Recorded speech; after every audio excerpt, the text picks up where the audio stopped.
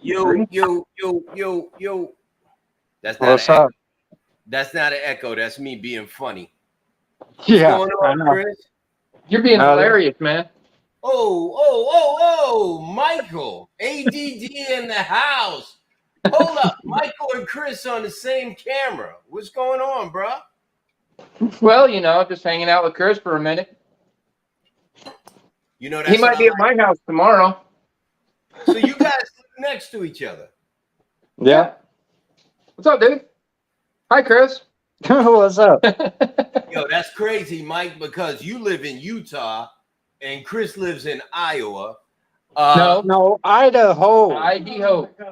Sorry, you live in one of them states with an I in it. And They always get it mixed up with Iowa or even Ohio. I've even Right. had people mix it up with Ohio too. right. And we got Jennifer, the corporate debt collection wonder. What's up? Yo, what's up? Oh, snap. I thought somebody hacked Jennifer's account. It was some kid. What's up, dog? What's up, Jennifer? How are you?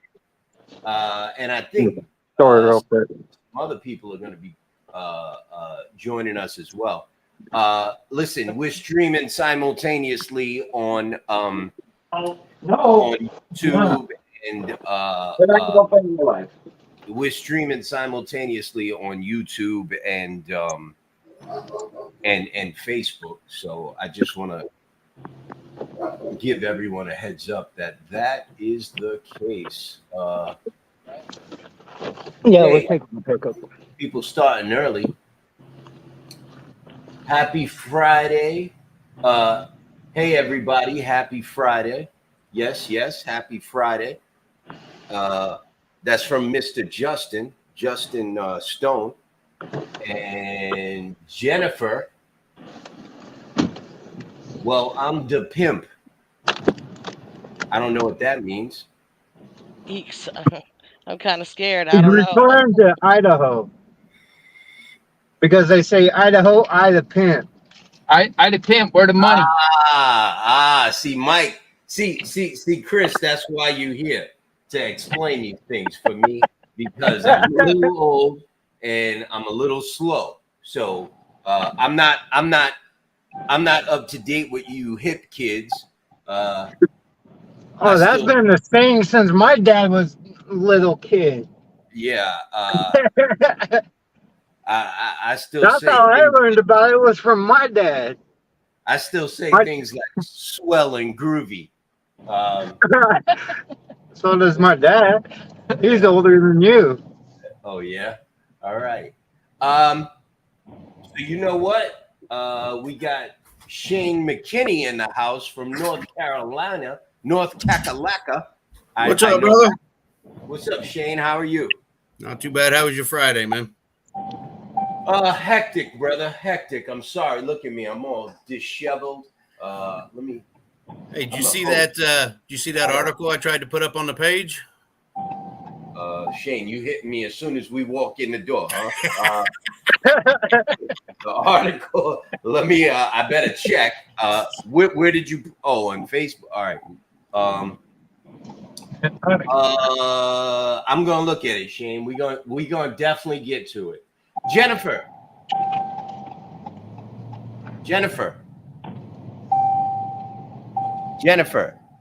I think she's away. That would be you, Jeannie.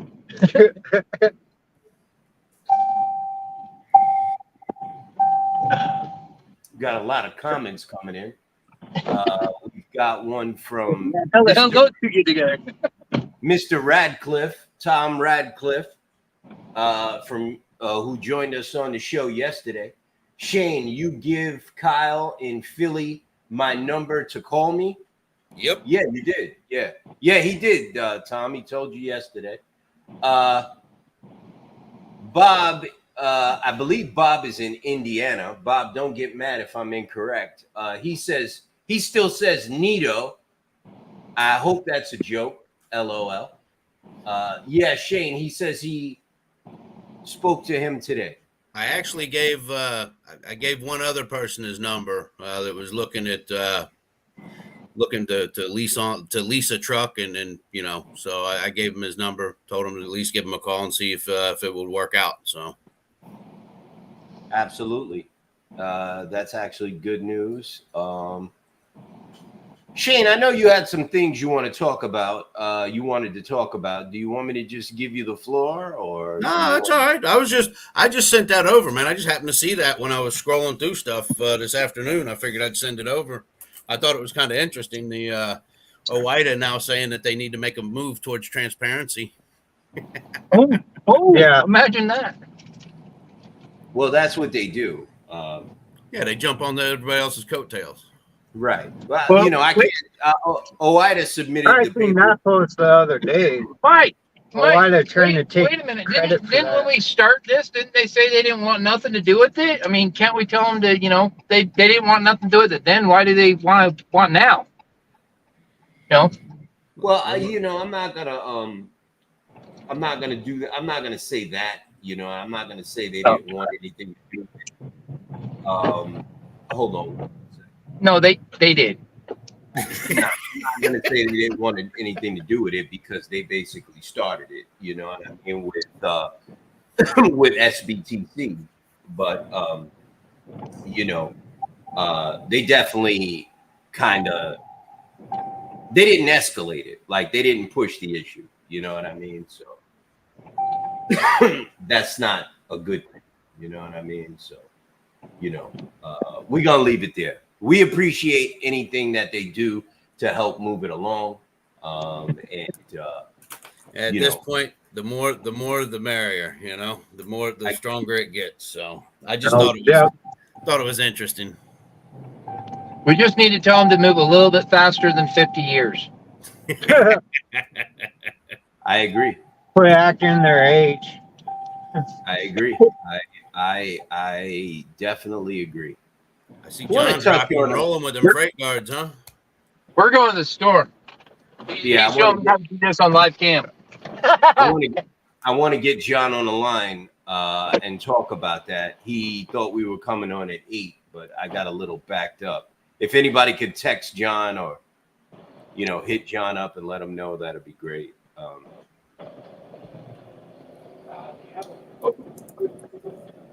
So I want to talk about this post in the group first, and then I want to jump over to OOIDA. As a matter of fact, let's start with OOIDA first, since we were already talking about them. I put a post in the group the other day about OOIDA and how their activities are a little suspicious. No, I'm out of Utah, so I'm gonna come down in your neighborhood so you can come get it. Got the money. You guys, can you turn your microphone down a little bit? Thanks. You're referring to the donations, correct? Yes, sir. So I posted this in a group. I'm going to post it in here, but basically our research has uncovered that OOIDA pays 3 times. OOIDA donates 3 times what TIA donates to members of Congress. And we found Mike, that. Yeah. Sorry to interrupt you. John just said he's got dinner coming. He give him a bit. He'll come in for the next hour. Yeah, that's fine. So I wanted to touch on that. We know that OOIDA donates about 1.4 million. They donated about $1.4 million last year to senators and congressmen in Washington, and the TIA donated about $500,000, a little over $500,000 last year in Washington. But over the last 2 years, TIA has donated a little over $1 million to senators and congressmen in Washington, and OOIDA's donated almost $3 million to senators and congressmen in Washington in the last 2 years. So now we all know that TIA hasn't been around as long as OOIDA. OOIDA's been around for over 50 years. They were around before deregulation. And OOIDA is basically, they tout themselves as the, Jesus Christ, savior of all truckers, to the entire country and to Washington. And when I go in these meetings with senators and congressmen, they basically look at me like, who are you? Why should we listen to you? We listen to OOIDA. You know what I mean? And my point is, being around that long and making those kinds of donations, number one, where they getting the money from, that can't be coming from membership dues. And number two, why don't they have more influence in Washington? I find that very curious. Like, they've been in Washington for how many presidents? 14? How many presidents would it be? Yeah, right? Nixon, Ford, Jimmy Carter, Ronald Reagan, Bush, Clinton, Bush, Obama. Trump, and now Sleepy Joe, right? Yeah. How many presidents was that? I lost count. Was that 10? Somewhere around there. I lost count. Accomplish something. I did, right? I used my fingers. You see that? I used my fingers. I don't know. You guys got any input on that? Because You've My seen my take on- comments. my take on something like that is you're dirty. You're justifying your existence. I mean, that's all you're there for. You're just justifying your existence. You're not doing anything. Why go forth and put forth effort when you're making the same money and you don't have to do a damn thing, and you're up there justifying your existence, rubbing elbows with those that you want to rub elbows with, but you ain't doing a damn thing what you say you're doing. Okay. Well, Chris? so one, how are they getting $3 million to be able to donate to senators and congressmen? Well, They're we gonna found, put out, we found out a little information on that. I'm going to touch on that. I know they have their own insurance, but Our research has uncovered some information, unsubstantiated, I might add, but we're assuming, and our assumptions are based You're on You're speculating. our assumptions are based on facts. So I don't know if that means anything, but we're going to touch on that. Okay. You think? Who else is in here? Where's Mike? I'm getting on, man. I'm getting on. getting linked up, so he's been having issues with his phone. So that's what TIA is given to Congress, individual senators and committees in Congress in the last 2 years, a little over $1 million. This is what OOIDA is given in the last 2 years.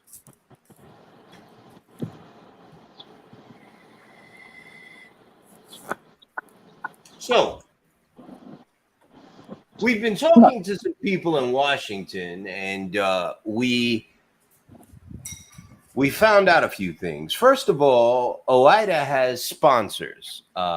These are corporate sponsors. These are people that mega corporations like Walmart, Target, BJ's, large companies, billion-dollar companies that give OOIDA money. And they give OOIDA money for OOIDA to use in their PACs to donate to senators and congressmen that they feel support whatever views they're interested in supporting. And when I say that, I don't mean what they say in public. You understand what I'm saying? I mean what they do in private, right? And this is just speculation. It could be in the form of an envelope under the table. It could be in the form of a payment to a cousin. It could be in the form of whatever. And I'm just speculating. This is my opinion, no one else's. Do you ever go to the store, like a large store, like a Walmart or a Target? Mike, What's up? Could you mute your mic, bro? Yeah. You ever go to like a Walmart or a Target and you go to the checkout counter to pay, and right before you stick your card in or the money in to pay, the little tablet in front of you says, "Would you like to round up to make a donation to some charity?" We've all seen that, right? Yep. Yeah. Well, you'd be surprised to know that in a lot of cases, that charity is OIDA. Really? Yes. Did you know You that? damn. Even though on that tablet, you're looking at a little kid starving in Africa, right? That money could be going to OIDA. And in some cases, we know for a fact it is. Now, here's the thing with donating to charities, right? Charities could do whatever they want with that money as long as they give it to another charity. It doesn't have to be the charity that they're saying they're giving it to. They just have to give it to a charity. So if, let's say they're saying, make $1 donation and it's going to go to feed the children. They only have to give 1 cent of that dollar to feed the children. The other 99 cents they could give to any other charity or PAC. OIDA has a PAC. TIA has a PAC as well. But TIA funds their PAC with different money, as you could see. This is what our research has uncovered. When you go to the store and you go to pay for your goods that you're purchasing, and that tablet says, "Would you like to round up to make a donation?" and there's an extra 50 cents there, that's who that store sends that money to. That's what they do with that money. They give it to organizations like OIDA, or they could be giving it to TIA, or they could be giving it to anyone. And that's what we found out OIDA does to raise this type of capital. Okay? Shane, I'll let you go first, brother. Nah, I mean, that's one reason I don't donate that stuff. I mean, the way I look at it, I'm going to donate to who I want to donate to, and it's going to be my tax write-off. Ain't no reason I need to give some major corporation an opportunity to write off taxes on my, at my expense. That's okay. The fact that it goes to, I mean, I knew that they spread it around, but I didn't know OIDA was one of the, recipients of stuff like that. And I think it's it just shows you how convoluted all of this is. I mean, it gets, and now you're going down the rabbit holes and finding this, how crooked and all the spider web, so to say, of where all this stuff goes. It's crazy. Yes, sir. Todd Spencer is quiet for a reason. Louis Pugh is the front man. And there's a reason why he's quiet. And we've confirmed from inside OIDA, and we've confirmed from other sources that OIDA does have corporate sponsors. And those corporate sponsors watch what OIDA does very closely. And they do receive money from mega corporations to push those mega corporations' agenda. And if that agenda means supporting TIA legislation, OIDA will do that. Well, you think about it. I mean, like you said, the grocery stores or whatever store. I mean, they're directly affecting the the industry because they're putting forth their influence on, you know, on their products, but the people that are carrying them. I mean, it's kind of the word I'm thinking of. Shit. It'll come to me in a little while. Okay. Yeah, we're not Conflict going of anywhere. interest. It's a conflict of interest. Now, remember something. You're talking about 150,000 man organization that's been around for 50 years, right? Yep. It costs for 2 years $50 to join OIDA, brother. $25 a year. How could an organization that does what OIDA does? Oh, and by the way, Todd Spencer, I think he makes like, I know he definitely makes over $1 million a year. I have his salary somewhere. I'm going to get it. Well, I'm going to come back to you and get it. But Todd Spencer makes a lot of money. See, that's how they sell it. That's how they sell it to everybody. Oh, only $50, you know, for 2 years. You'll be, you know, you're a member. Yeah. What are you offering them? You're not offering them nothing. But yeah, but my point is that's low. Oh, I know. That's like nothing. How could OIDA do what they do for such little amount of money? You have to ask yourself these questions, right? How could they be in Washington for so long, have the influence that they have, lobby as much as they do, and $50 for a 2-year membership? It makes absolutely no sense. Mike, go ahead. You got the floor, brother. Why do I got the floor? Because I got research, brother. I got things to do while you're talking. You got to help me out. Oh, well, what am I supposed to talk about? I mean, right over there's Chris. Chris, go ahead, brother. Close your mic there, Coach. I'm trying. Well, So, with OIDA, we already know OIDA's crooked. So, I've known that from the beginning since I heard about them. So, and that was before I even got into trucking. That's why But- I've never bought a membership. I've Yeah. never been a member of OIDA. Yeah. here's some figures here. So I actually had family that were truck drivers, and even some of my dad's friends were truck drivers, and that's how I found out about OIDA. But and that's how I know quite a bit about the industry too when I started my trucking. That, and I'd done research as a company driver too. Every company that I drove for, I'd talk to them about the industry and everything. And even some of the companies even talked about OIDA being crooked, like the mega carriers and, you know, smaller companies that I worked for. So, I mean, it's pretty well known. I hear you. Jennifer's trying to get in, but she can't. Go ahead, Mike.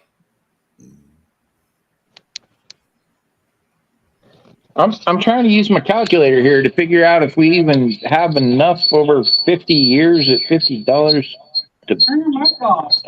Yeah, No, that My God. would be some very creative investing, brother. yeah, real creative. I can't figure out how they came up with those figures. Yeah, we need to kill the Like mic. the shirt, by the way. Mike, turn your phone down. My phone's all the way down, and it's Chris's phone is reverb to my mic. Chris, turn that down. So I got something else I want to put on the screen real quick here. Some more goodies on Todd Spencer. Todd Spencer, by the way, for people who do not know, is the president of OIDA.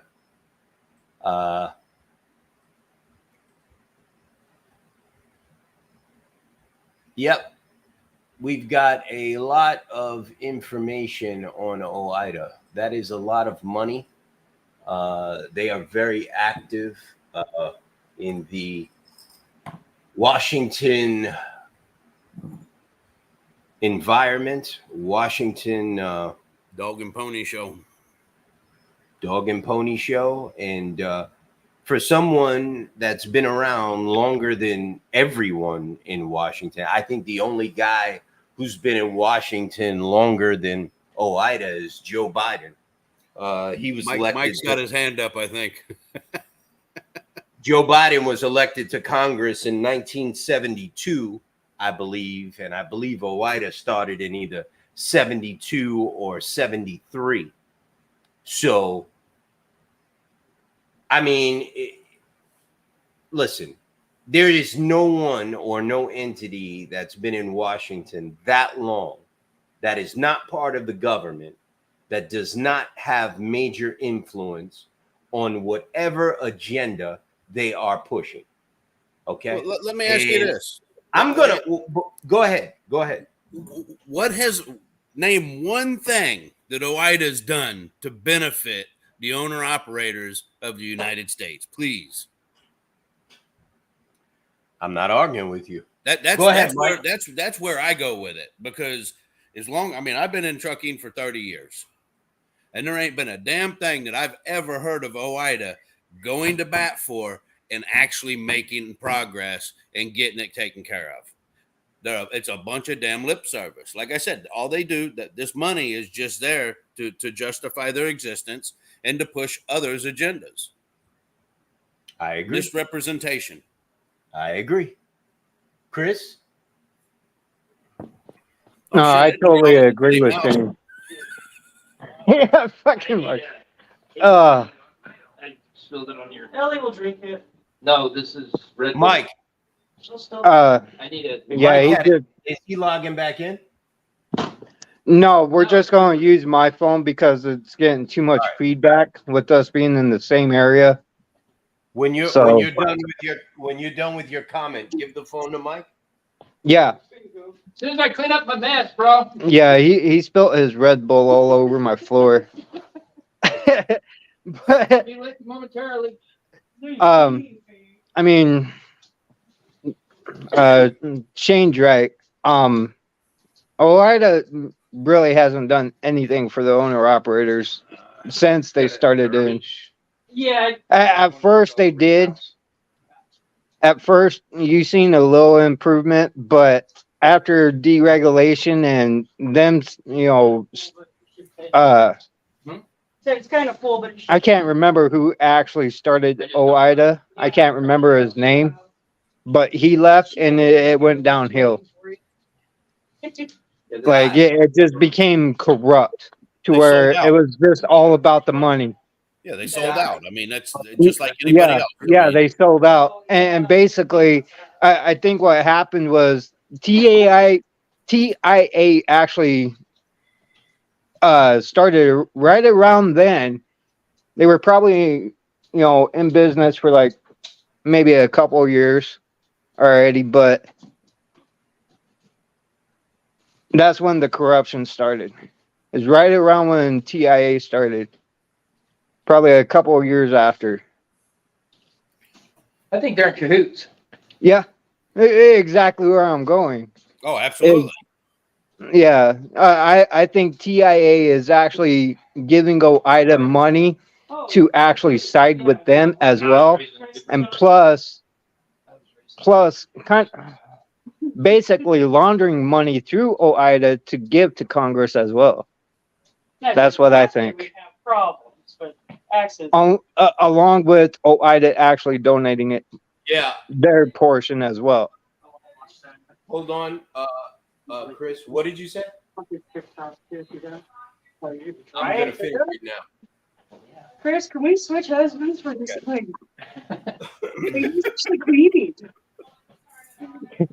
Yeah. So, yeah, I mean, that's pretty much all I got. So here's Mike. He just got done cleaning.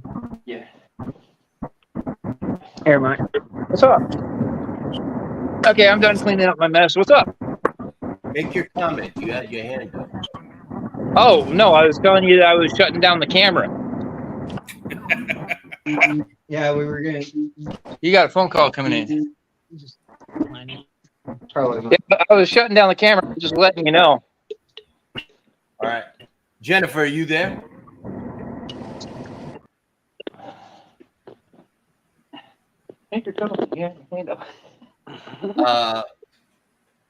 So I got a couple of comments here. They're pushing their own agenda, which is not in line with owner operators of small carriers. Yeah, I agree with that. I agree. Yeah, with that. they're pushing TIA's agenda. No, Right. they're pushing the global elites agenda. Well, There that you too. go. There you go. The global elites, and it's kind of a mixture of both. Oh, wait a minute. Troublemaker needs to shut up. Justin Sorry. says, I'll never do that again now. I guess as far as donating. And Blake says, yup. So I want to put something else up on the screen here. Could you guys give me 1 second? Yeah. Thank you. I'll be right back. I'm going to put something else on the screen and then I'll be right back. Take a look at this.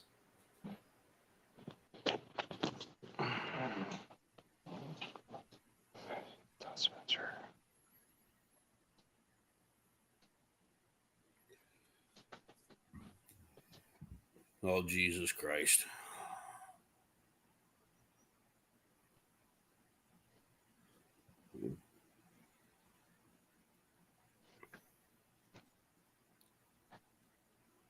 Oh Jesus. I think he just wants to get up there and snuggle up with Budacek. Right. Let's say. And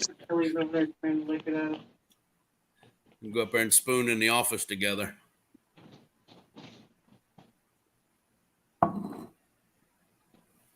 That's crazy. I still hold a CDL. No, if Albert doesn't get the presidency, he should be in charge of that. Need a bunch of people to get together and go snatch his CDL out of his pocket. Yeah. So OIDA President Todd Spencer, who has more than 45 years experience in the trucking industry and started out as a truck driver, has informed President-elect Joe Biden transition team that he's interested in serving as the next administrator of the Federal Motor Carrier Administration. Wow, imagine that. That Who was the hell in do we 20 write to contest that? That was in 2020. You'd So think that he might be, working his way up in the Democratic Party. You mean My working whole his way thing- under the table? My whole thing that's called influence. Mm-hmm. That when you want something for yourself, you write the president of the United States a letter. yeah. But But you when- won't do it for the people that you're supposedly representing. Exactly. You see what I'm saying? In 2020, OIDA joined that petition with SBTC for asking, try to get Congress to force transparency. Right? And while they were doing that, Todd Spencer was trying to become the head of the FMCSA. It's right here. Hey, Mike, you better put it out there that you have no intention of you have no intention of suiciding yourself. You just, you're getting deep now, bro. You need to put that PSA out there right now. Serious. Yeah. You have no intention of suiciding yourself. In any case, won't donate at a store again. like Sean said, I'll donate directly to who I want to get the tax write-off. I agree with that. Yeah, and that's been a known scandal for I a didn't number know. of years, at least 10. I didn't know. I Really? had no idea when. Yeah, I've I heard about donated it. to Walmart's. I don't ever give nothing. Listen, I mean, St. Jude's is about the only one that I would give to, and I ain't doing it to a damn grocery store, man. Right. You know, I mean, St. Jude's is about the, I mean, you look, you know, all the Salvation Army, this and that, Goodwill. You look at the money those CEOs make. They don't need my freaking dollar. They don't need my 50 cents. Oh, hell, I can use it better than they can. Yep. I'm a broke ass fucking trucker. We could use our dollars better than the federal government at this point in time. Exactly. So I got a question. So out of the 45 years of Todd Spencer's trucking experience, how long of that was he actually in the truck? And did he ever was an owner operator? No, he ran for duty, huh? I don't know. That's a good one. How long's he been with OIDA? As a Uh, representative? Over 20 at least, I That's think. what I'm saying. I mean, I'll find out. Exactly. Tom says he wants a government check. Don't they all? Justin says, "Boo, boo, get off the stage, Todd Spencer."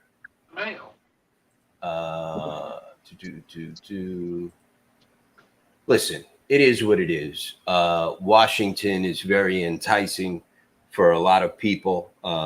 They know that that's where the power is. That's where the money is, and it is what it is. And I'm showing this because I am not a fool.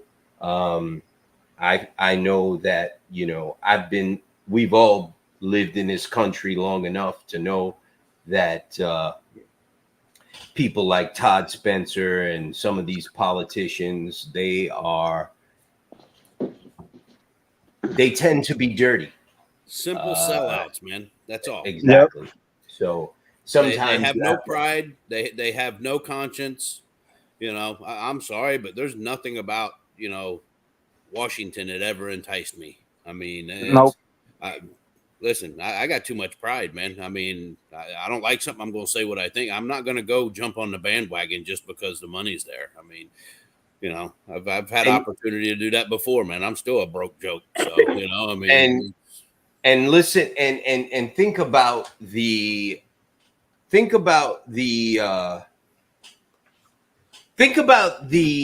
conduit that they're using, the supermarkets, the big box stores like Walmart, Target, Home Depot. Home Depot has this in their stores now. Well, that's what I was getting at. It's a conflict of interest because they're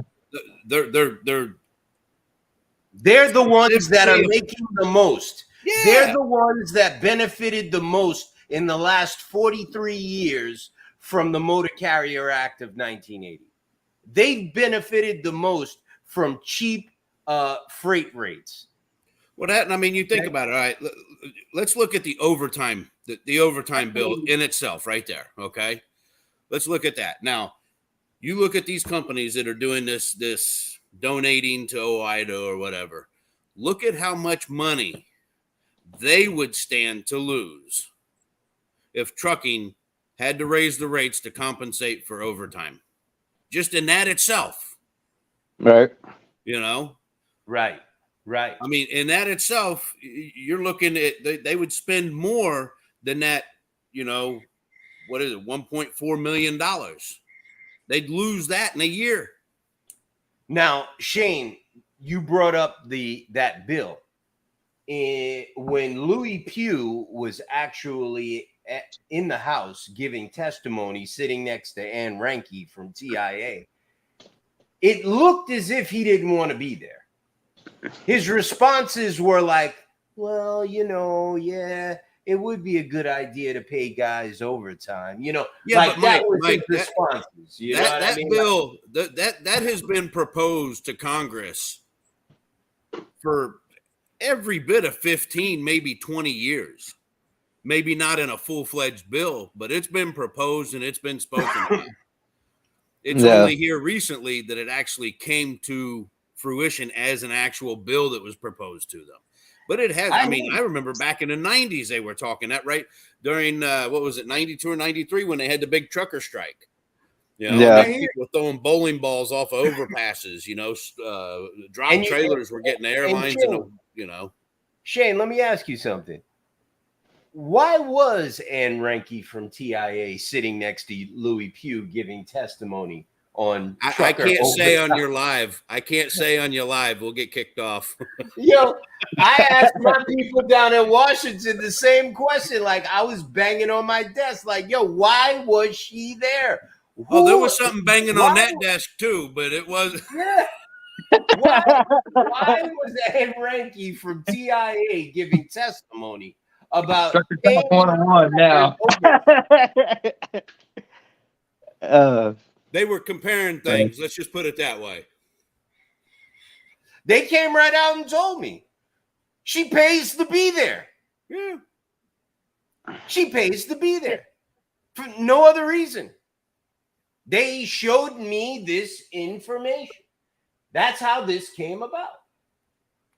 They had I sat, and you got to understand, when I talk to these guys, I scream, I yell, I'm flipping. You know what I mean? But see, that's the problem. That's the problem. They have become so complacent with it that they're blatant and they throw it right in our face. Like, what the hell are you going to do? We're going to tell you what we're doing, and you ain't going to do a damn thing about it. That's the problem. Nope. Yeah, no, I agree. And you know, What needs to happen is some of us need to actually be in there, like the actual owner operators that go in there, and even a couple of, you know, company drivers. That'd be great, but they won't allow that. Exactly. what But do you mean? They wouldn't allow that. when they're when they're actually addressing these bills for the trucking industry, What do you mean? Giving testimony to Congress? Yeah. yes, I am going to be there. Yeah. Oh, all right. yeah, I know you will be, and that's where I see us having the advantage now. Right. You know what I mean? Because now we have at least you. You know, you're the company side and the owner operator side. No, he's yeah. the truck driver side. Jennifer, are you there? Right. Jennifer? Well, what I'm saying is like a company side because he has multiple trucks. Don't worry about them. Like, you know what I mean?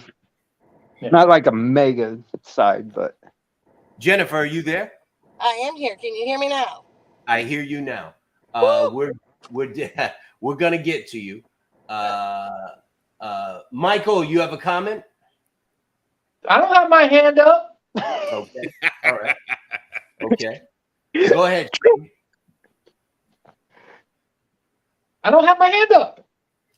Your name is not Shane either. Now the thing about what you said, yes, you're going to be there, you know, but like you said, Right. for what, the last 40, 50 years, OOIDA's been there.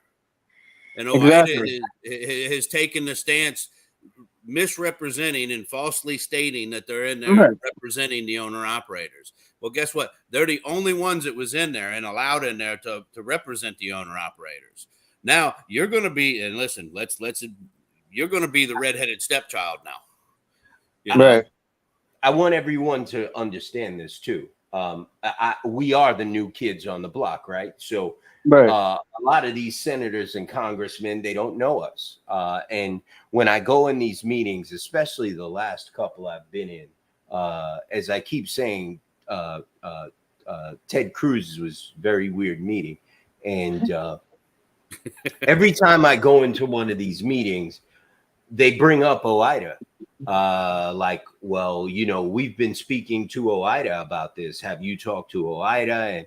And that's weird. OOIDA didn't bring that up. And what about OOIDA? Are you affiliated with OOIDA? You know, these are the questions that come up. And because they're a dog and pony show. That's all it's there is for a representation to say that, okay, we have Yep. somebody here that we're talking to that represents the carriers. They may not be doing a damn thing, but guess what? We're talking to them. Shane, you are totally correct. And in the Ted Cruz meeting, we were going back and forth. Everyone was going back and forth. And then this one guy pops up and he says, I like the. I remember this guy. I can't remember his name. I think his name was Paul Weitz or something like that. He talks. He is the liaison between Ted Cruz's office and the DOT and the FMCSA. He's a direct contact. So he comes out. He just quiets the room, and he says, "Let me ask you something." He's looking directly at me. He says, "Let me ask you something. How long have you been around? How long has NOAA been around?" And I go on to explain how we got started, how long we've been around. You know, we've only been around for 3 months, and we started with the boycott. I'm telling them this whole story about TQL, JB Hunt, CH Robinson, and everyone is like, you know, wow, yeah, these guys are like, they're serious. He looks right in the camera and he says, "Well, now that explains everything." I swear to you, that's what he said.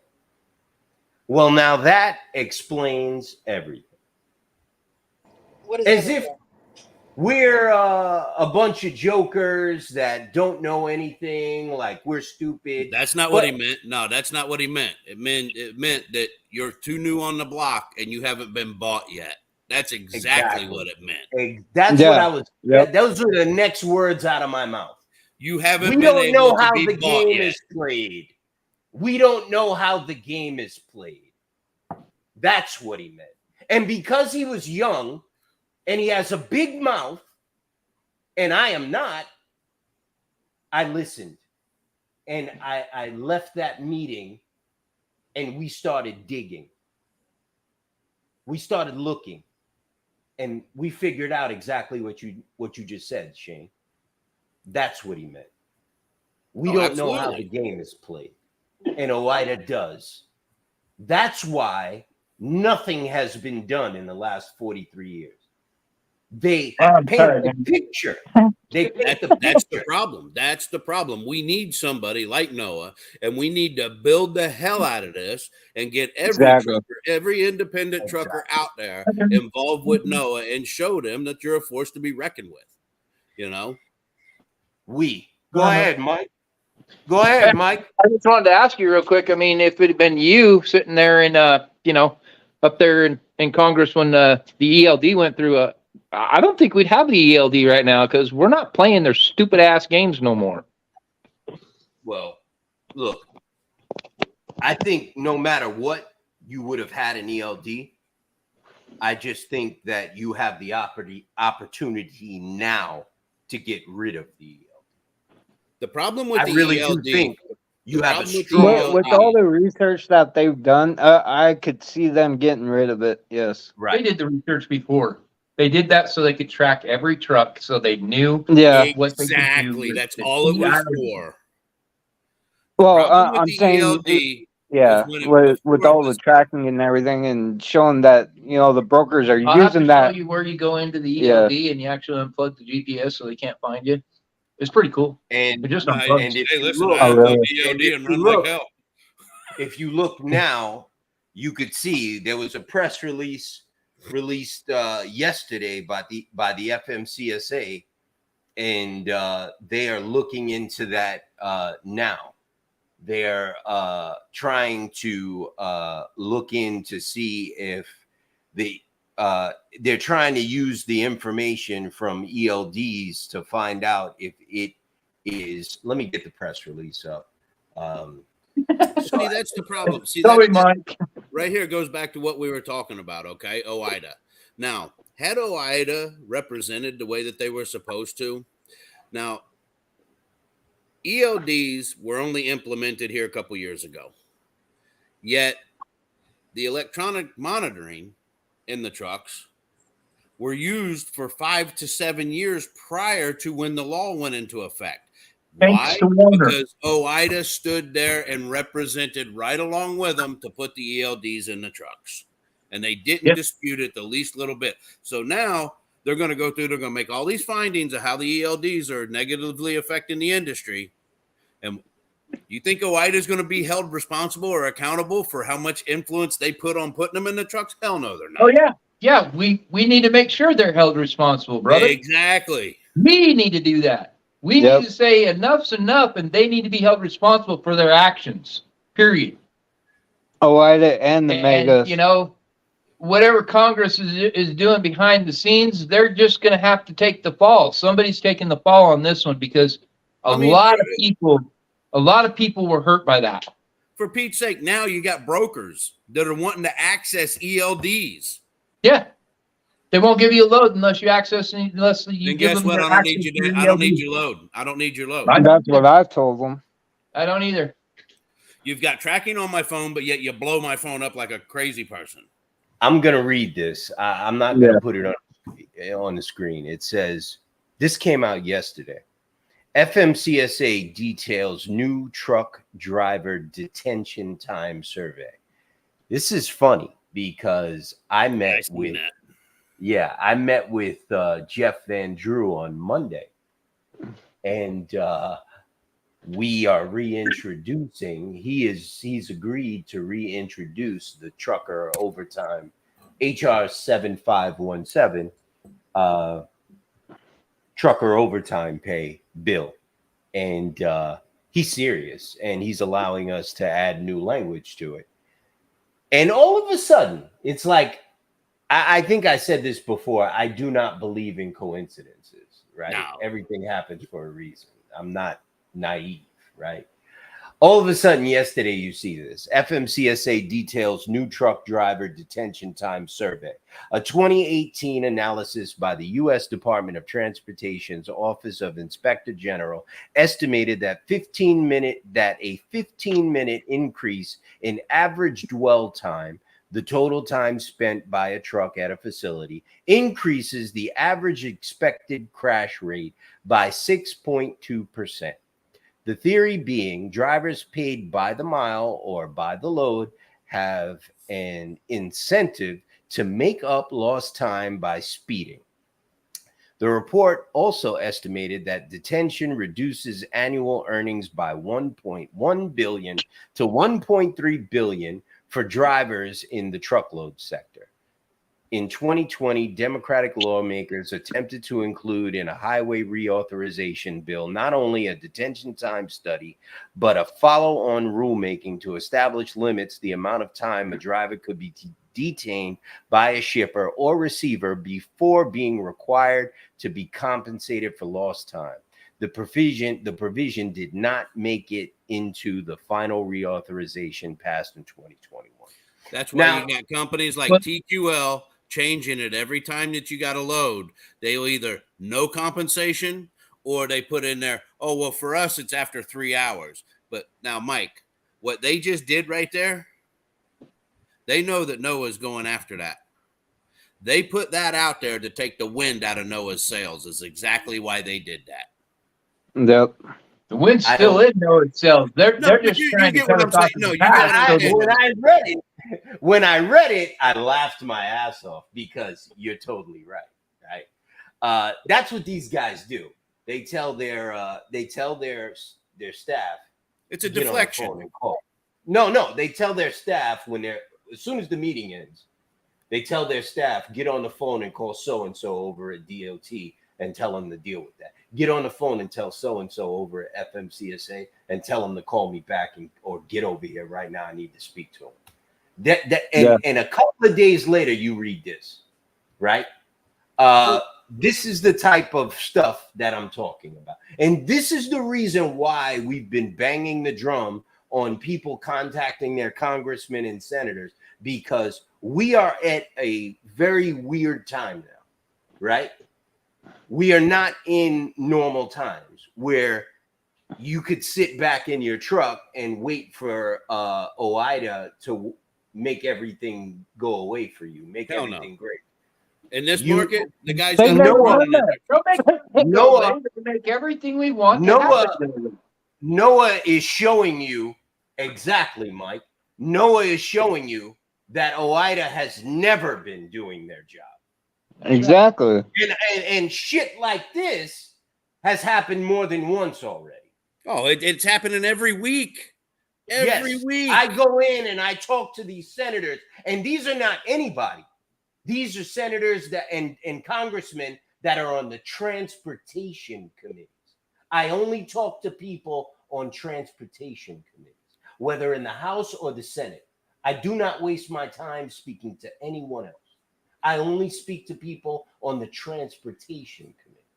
Those are the only people I want to talk to. I Now, don't Mike, want to let- speak to Alexandria Ocasio-Cortez. We have nothing to That would be pointless. Make She some wouldn't have tacos any and don't drink. to to say. Bernie Sanders. We have nothing to talk about. I wanted to speak to Chuck Schumer because I like him. He's from Brooklyn. He's my people. So what? And I talked to him many times before. So I had the opportunity. I wanted to speak to him. He's the only one that I spoke to that's not on the transportation committee. But he is influential. So I'm glad I did speak to him. But I wanted to point this out to you guys. Go ahead, Shane. You were going to say Now, something? what I said about taking the wind out of your sails, it has nothing to, that wasn't directed at Noah. That was directed as, okay, the FMCSA now knows that you're going after that. So what they're doing now is they're going to do a deflection to take away the efforts put forth to Noah. They're going to be like, oh, okay, well, yeah, they're chopping up that, you know, they're barking up that tree, but we already got it handled, you know, in a sense. So, But check this out, Shane. so it takes a little bit of attention away from Noah, and it's bullshit tactics, man. You know. But Go check ahead. this out. I mean, we're talking about coincidences before. Okay, me and Mike, we can tell you. The first week we were in, TQL said we're going on vacation for a week. We're going to pay our employees, and this will be done in a week. They came back in a week, right? Okay, so we started our petition, and we sent it to the FMCSA. Now, miraculously, the transparency had not been heard since 2000. But miraculously, exactly 1 week and 3 days later, all of a sudden, the FMCSA is willing to hear it. This is before we've ever even released our petition. They're now wanting to reopen it to hear it. So then we sent them the petition. They then said, oh, last minute decision, we're going with the truckers. Because they've seen 17,000 signatures on that petition and went, oh, shit, we're in trouble. We need to give them a bone. Then they went back and said, oh, we're not going to be able to hear this till we're not going to be able to do anything with this till October. We told them we don't care what we do with it. Hold on, Mike. Ted Cruz's people brought that up. They said the reason it got delayed, the reason it got pushed back to October was because of us. They said that we bombarded the FMCSA and the DOT with so many responses. You That made by the people law- that were used to sitting on their cans do something. Right. And by law, they have to read each and every one. And he said that's the reason why I got pushed back to October. I don't know how true it is. He's a politician. That one I can actually believe if they're actually going to read each and every single complaint about it.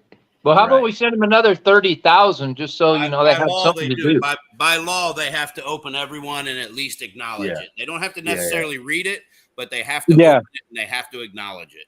Well, let's send them another 30,000 just so they have something to do over the next Hey, couple I months. told Mike, get me a list of all these Congress people, man. I'll start writing emails like crazy.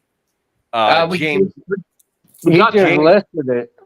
James Lamb came to me, I believe, in like the end of March, and he asked me to get everyone in the group to give their opinions at the FMCSA website when they open up the listening period again. And I Mike, put you in 5 remember different that's opinions. exactly what we did.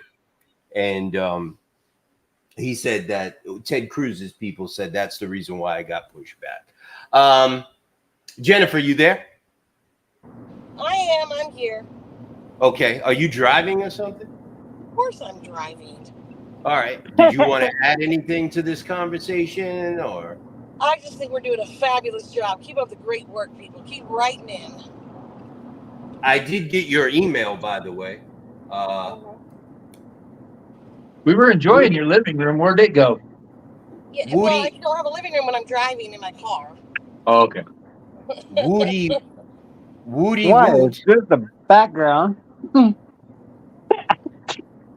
Woody Woot I don't know Woot. how it works. 2 for this week, and thanks for the verbiage I stole from you.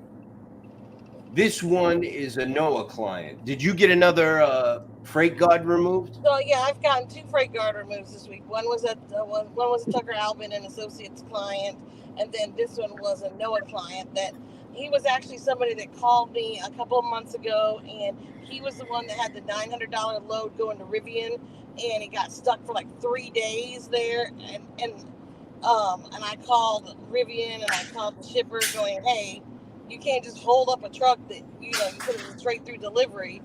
And anyway, so we got him taken care of finally with that load, but he's been trying to get this freight guard removed, and he's been politely asking Martin to remove this freight guard, and they just were like, no, it's not, there's nothing wrong with it, it's factual, we're not going to remove it. But it was 2 years old, and it was just basically some misclarification on some layover. They asked for additional layover. Martin didn't clarify how much they would pay, so they just billed them what they were asking. Martin paid it and then said they were holding the load hostage. They weren't really holding it hostage.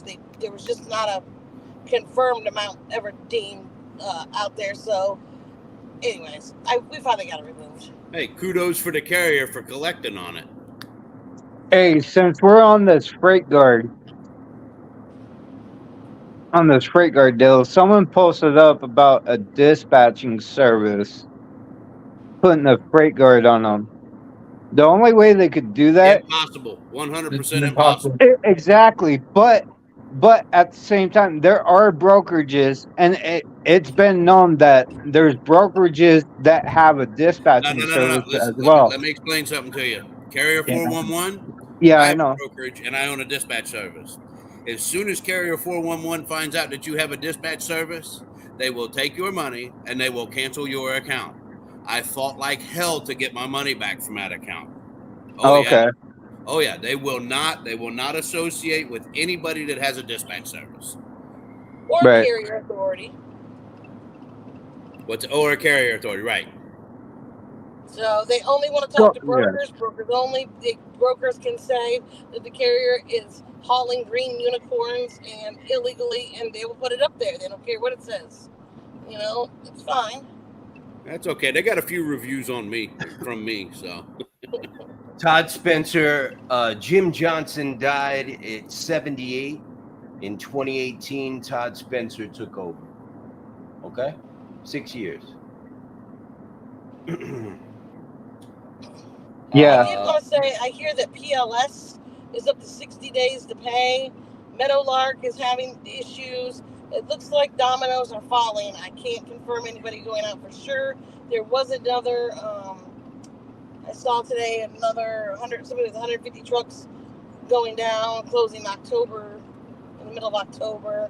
So we're seeing a lot more closures, a lot more people going down. Hey, Jennifer, I don't know if it helps or not, but Meadowlark, now I may have the name of the factoring company wrong, but I believe it's OTR Capital. Okay. Meadowlark is partnered up with them to try and get them out of financial trouble, last I heard. And that's Is all. that going to be the new name of the game? Is we partner up with a factoring company? Hey, Surge can do it. Why not? Sorts out of Why Holland? not everybody else? I mean, if Surge can do a Triumph, we're going to do it with OTR and Exactly. RPS. But that's why I put that on there for Caitlin today. I said, tell your carrier to go after OTR. Fabulous. And that was between me and Tom, collaborating and discussing that. He was the one that enlightened me on that one. Perfect. And I got to get back with him the first of the week. I thought I broke my ankle the other night. I mean, seriously, I thought I broke it. Today I'm leaning more towards heavily sprained. You got to stop kicking the old man in the butt, get him to do stuff. He pushed me off the bed. It was my fault. No, we were not doing that. I'm just saying I was leaning on the bed and he pushed me off the edge of it. I'm just teasing with you. Let me get so Jennifer, that's 2 for you and 2 for John this week, huh? Yeah, it's 4. We're rolling. 4 freight guards removed this week. That's freaking awesome. Congrats. Yeah. We are not playing. I stole some of the verbiage out of that one that John was showing to us, and just a few lines of it, and added my own sugar to it. Right. Yeah, I told him to go with that early this morning. I told him just go full force. That's it. We are not playing games. No, we are not, sir. And trust they. Oh wait. Look at this one. And trust they have a bag of money waiting for you, Michael. Here's the thing, bro. And I'm glad someone said this. You already had a bag of money. JB Hunt offered you a bag of money, bro. Oh boy. I am not poor. I don't need their money. I didn't need this. Me and my partner, we are good. We've been good. I've been doing this for a long time. I came here from another industry where if you're stupid, you get eaten alive. And I spent almost 20 years there, 2 decades. I was not stupid. I've worked all over this world. Okay. I don't need anybody's bag of money. I'm 53 years old. I'm past my midlife crisis. I'm good.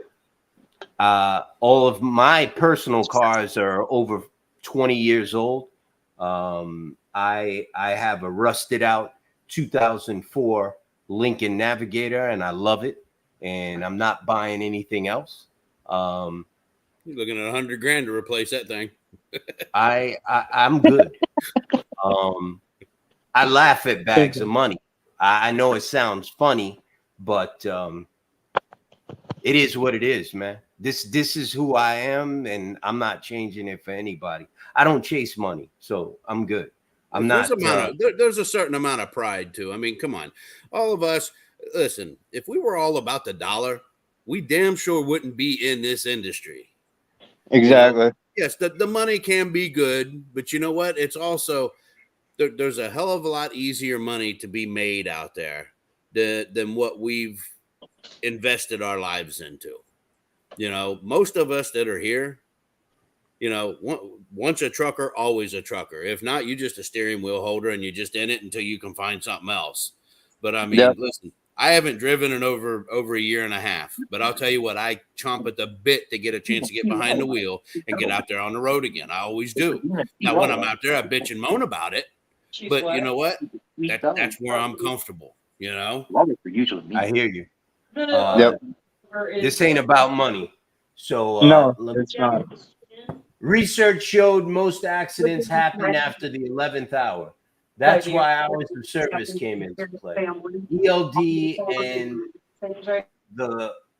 was first mandated in hazmat after 9/11 because they see is as a weapon of mass destruction. It was an excuse to justify what they wanted. Yeah. I agree with that. I agree with this comment too. That would be a breach of security if anyone had access to my HAZ loads. Exactly. Yep. That shit really happens. I got a phone call all from PAPUC, one saying they just got a call from FMCSA to get to my place and see what I'm up to. PA told them there's no need for that. Yep. Now, let me ask you, and I'm sure, listen, I mean, I may be talking kind of blindly here, but I'm sure that this is already addressed. But in reviewing all of these bills and proposals that are put forth on the truckers' behalf from these congressmen and stuff, does NOAA or do you contact other senators that are putting forth proposals for other stuff to possibly back some of the stuff that's put in by others? I'll show you my notes. Oh, Absolutely. Those are the first people we Okay. contact. No. I mean, that's I mean, I know it was a logical question, but it just My people in Washington, they're very smart. That's the first thing they do. They find people in Congress that are friendly towards trucker issues. That is the strategy that we take. You should know that they also increase their staff just for us, and they've added more people to focus on our lobbying efforts and legislation. So yes, answer to your question is yes. Comment, PLS sucks. I guess that's for Jennifer. Surge teamed up with Triumph. Yep. Yes. Jennifer actually got the letter stating that was the case. Is that correct, Jennifer? That is correct. so didn't I hear that Triumph was going under too? No, they're too big. Heck no. I didn't hear Jennifer, that. you got my message about Triumph the other day, right? Where they had that internal embezzlement issue with one of my carriers. What's that? Yeah, I did. I got it. Okay. A little update here. Blake Alvarez Foss did put together a nice post in the group. It's pinned to the top. It is a list of every congressman and senator in Washington and a pre-written letter that you can just sign your name to and send to your congressman. There's a link here for all of the states. You just find your congressman, and I think she even included the states reps in here. Yep. It looks like it's right at the top of the group. It's pinned there. You can open it up, read it. You can make edits to it, I believe, if you want, and you just got to sign your name there and just email it to your congressman or senator. If you don't do anything for the rest of this year, which probably most of you won't, you could at least All of do you this. should. Well, yeah, but we don't live in a world of shoulds, right? Yeah, I know. Most I'm just of them putting it out there. Make What's people keeping you think. from sending them to everybody else's governor and congressman too? Exactly. right. That's where I'm at. I've done hit mine up. It's time to hit everybody else's.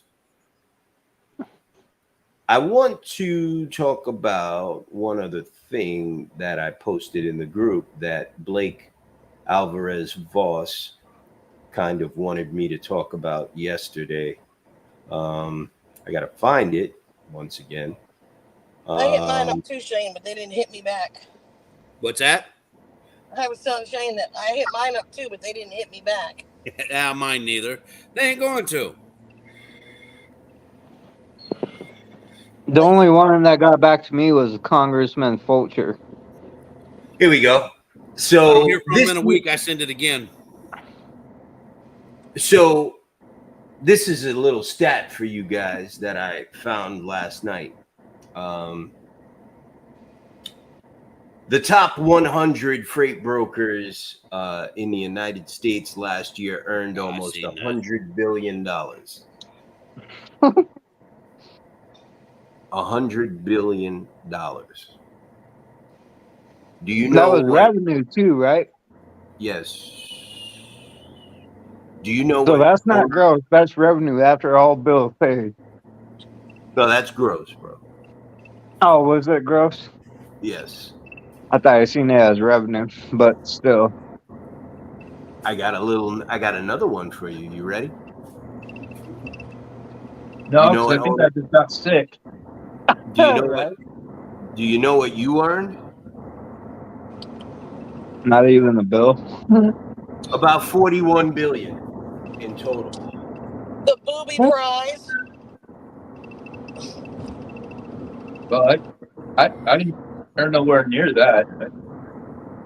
41. Well, it's The whole trucking industry. yeah.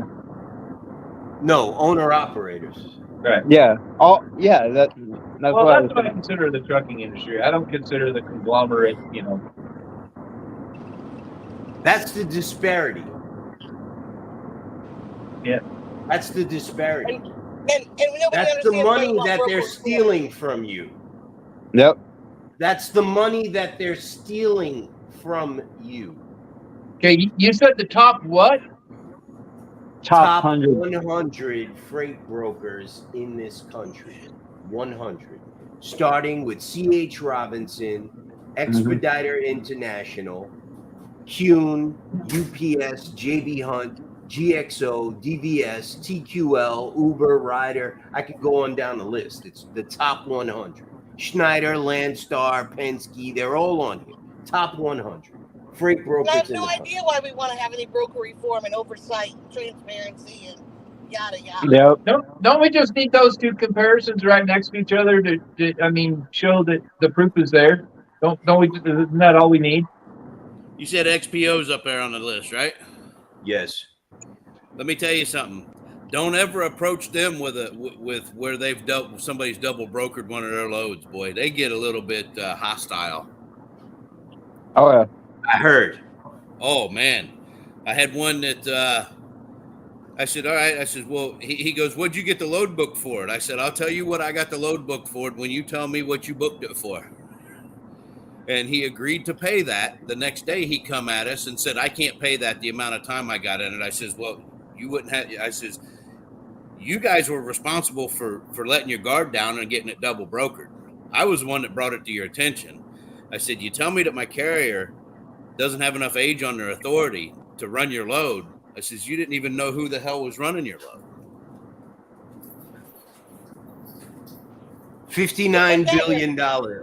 $59 billion disparity. That is the money that they've stolen from owner operators. $59 billion disparity with way less overhead and enforcement and equipment involved. It's good to be in a business with zero regulations. Absolutely. Not only that, with no equipment, Well, I mean, most of them. it sucks. And just that like we get Jennifer involved said, in them. No They bills. Yeah. I mean, it sucks for them that they forced our hand, and we had to form something to get some money back in our pocket. And now, well, I mean, all this is going to come out, and I mean, the proof's in the pudding. And they tried going to the public to try to say that we were the ones that were causing it, and everybody was like, "You guys must be making a killing." And now, when we put this forth to everybody, on every platform out there, they've got nowhere to hide. Period. We're making Right. a killing. That's the reason Yellow just went belly up, but walked over and opened up a new brokerage within a week of the time that they filed bankruptcy. Hey guys, listen. Yeah. I want to Yeah, know where Mike. we get to have that life, where we get to have no rules, no bills. We get to make all the money. We get to, I want that life. Oh, maybe I should be a broker. Mike, No, just be the head of OIDA. yeah. You remember Or that? the- You or the TIA. remember? Hey, it makes me think about that scene, my meeting with Ted Cruz. You remember that scene in American Gangster when Denzel Washington gets pulled out of the car? He's driving with his wife, I think, or his brother, and he's got like all the heroin in the trunk. Oh And yeah. Pulls him out, and he says, "What's the matter, Frank? You don't like paying your bills?" And then Frank comes back. He says, "If you're not happy with your cut, if you're not getting your cut, I suggest you talk to the chief of police." Yeah. I felt like that when I walked out of that Ted Cruz meeting, brother. It was really like, it was really crazy, man. When I think back on it, I understand exactly what this guy was talking about, man. It's just, it's I can corrupt. only bro. imagine the sense of satisfaction you feel Well- in something like that. well, 'Cause I'll tell you, when we, there's been a couple occasions when I've had some of my clients.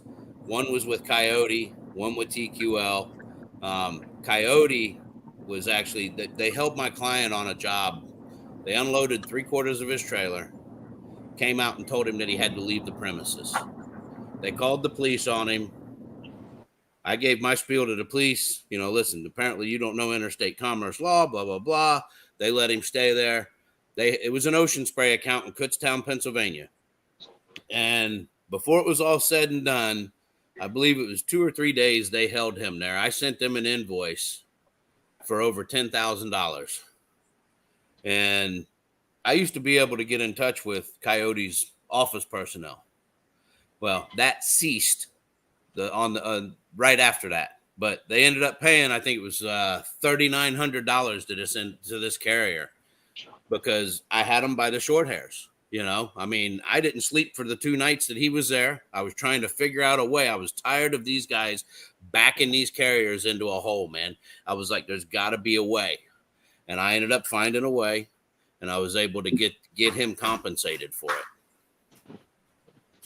it. Good for you, Shane. Way to go.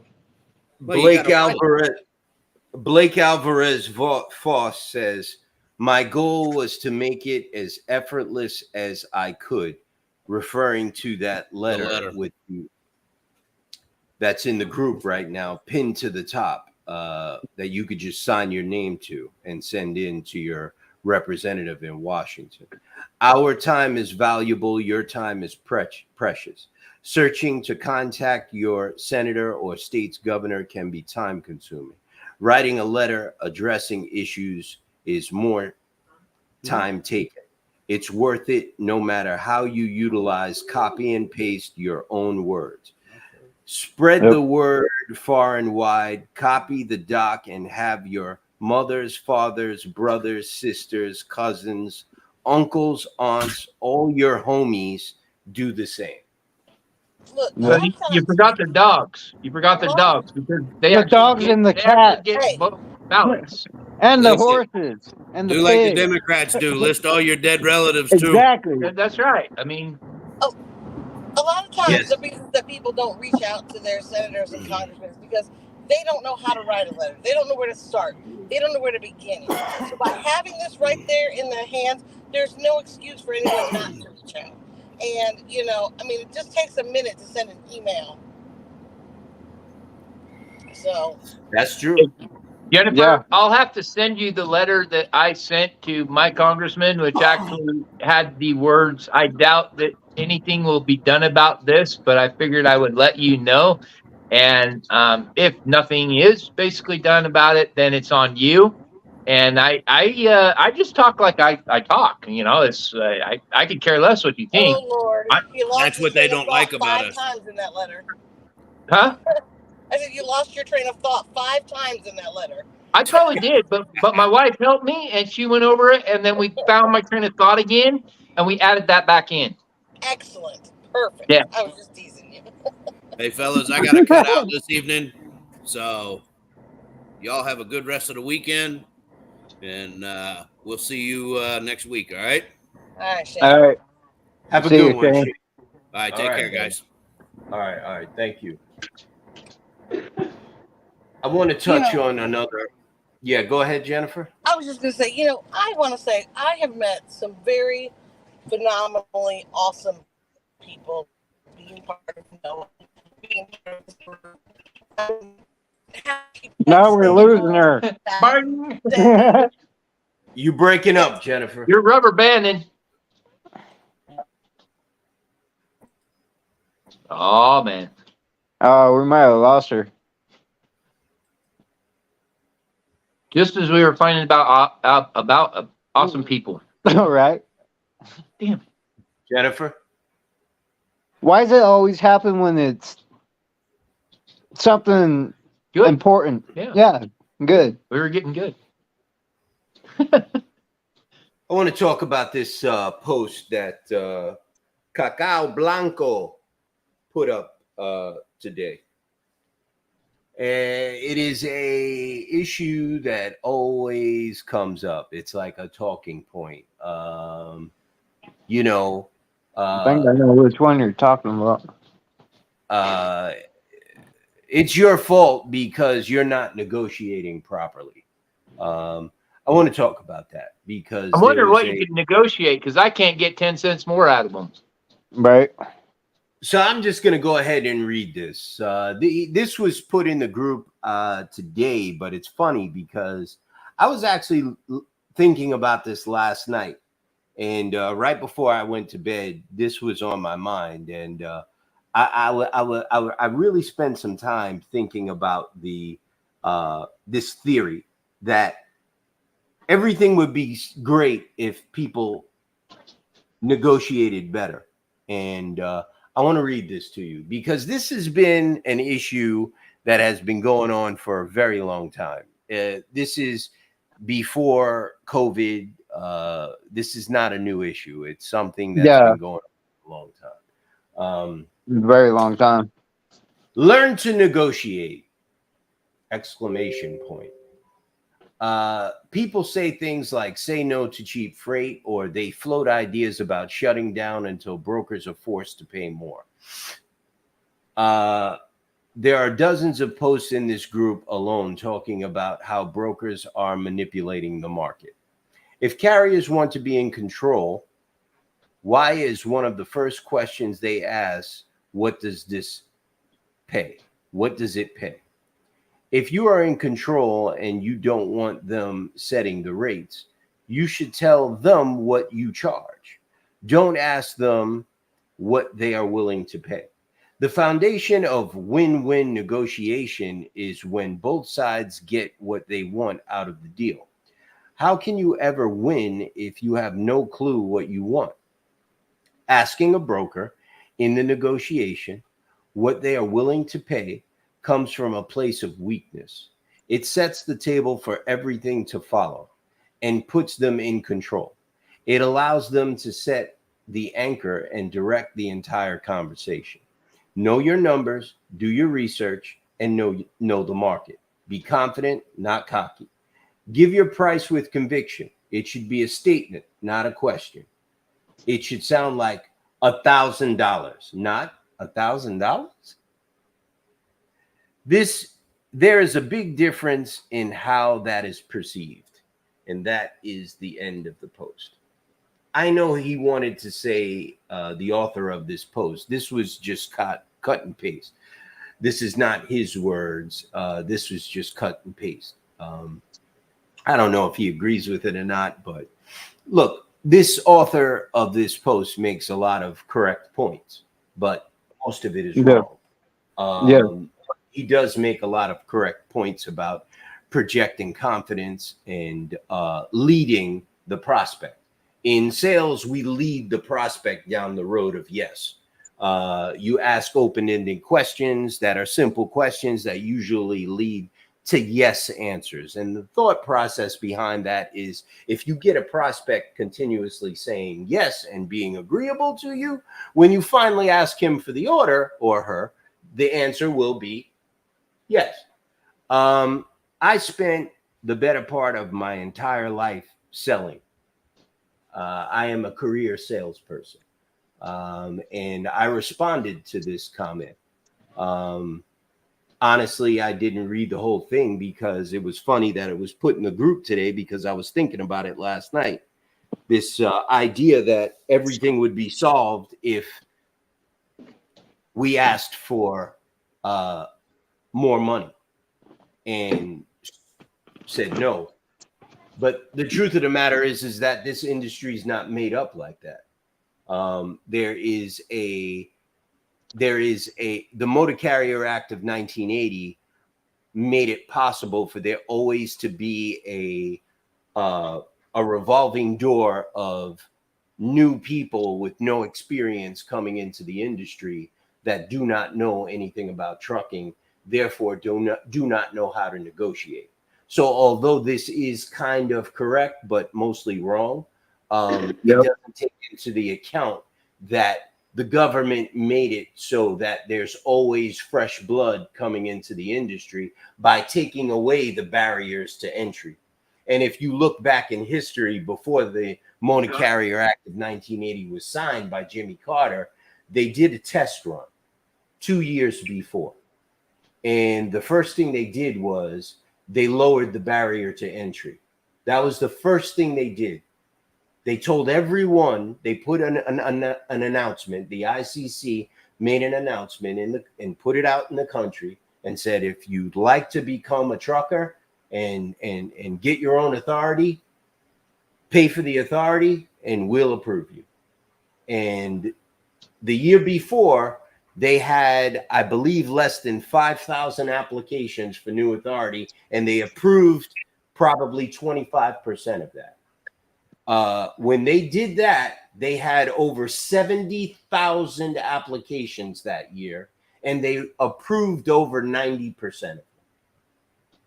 That was 2 years before the Motor Carrier Act, before deregulation, let's just say.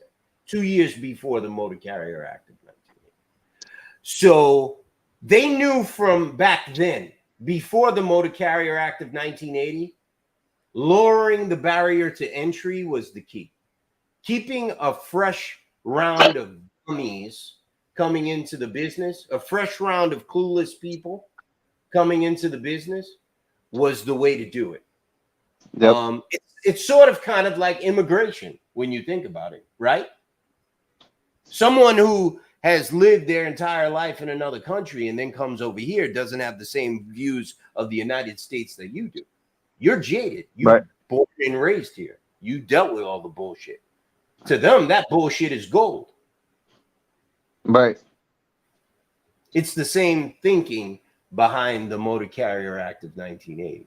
So that's the reason why that doesn't work. Go ahead, and I'll read my statement. Go ahead. Hey, Jamie, how you doing, brother? I'm all right. I'm just chilling. How y'all tonight? All right. I'm glad you got a nice connection. I was just going to add, people that do come from across the border, our money is actually worth more in their country. That's why they do it. And that's the biggest reason why they do it. I'm glad Jamie's here because I got a lot of phone calls from people from other associations and other groups and companies and just average Joes out there driving in their trucks. I even got a few contacts from people in the household goods industry, which is rare. And but they've been reading some of my press releases. One guy in particular from the Georgia Trucking Association, I believe it is, contacted me. And he has some pretty interesting ideas as far as as far as broker transparency is concerned. Jamie, I wanted to run this by you, and then I want to go back to that thing that I just spoke about. One of the ideas that someone came to me today, not this gentleman from the Georgia Household Goods Association, Household Goods and Movers Association. This was someone else. He said that Mexican and Canadian carriers should not be allowed into the United States. They should have to come. They should be only allowed to come to the border, drop their loads, and go back. And then an American carrier should have to take the trailer to its final destination. What do you think about that, Jamie? Since you're in Texas, and I know you're down by the border a lot. What do you think about that? I mean, that sounds good to me, man. Well, we got a real problem with these Mexican and Canadian trucks coming over. You know, they're supposed to come across and deliver and then load straight back out to their country of origin. That's not what's happening. I've talked to people all over the country, and they say they talk to these Canadian drivers, and they're spending 3 or 4 weeks in the United States, sucking up all our freight because there's no freight in Canada. We got to do something about it. With something we got to get our heads together on and get a plan together to attack this, because it's hurting us. It's hurting the United States. It's hurting American trucking companies. Jamie. Thank you. I came up with a solution to this already.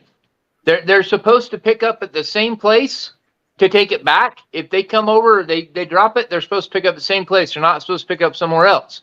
So under broker reform, we make it so that they have to attach the previous bill and the bill that they picked up, because they're giving them the load, right? And we get that audit going. And if they don't have the previous bill, it's a $10,000 fine each time. it doubles. So you got, it 10,000, then 100,000, then a million, and then you just don't have a brokerage license no more.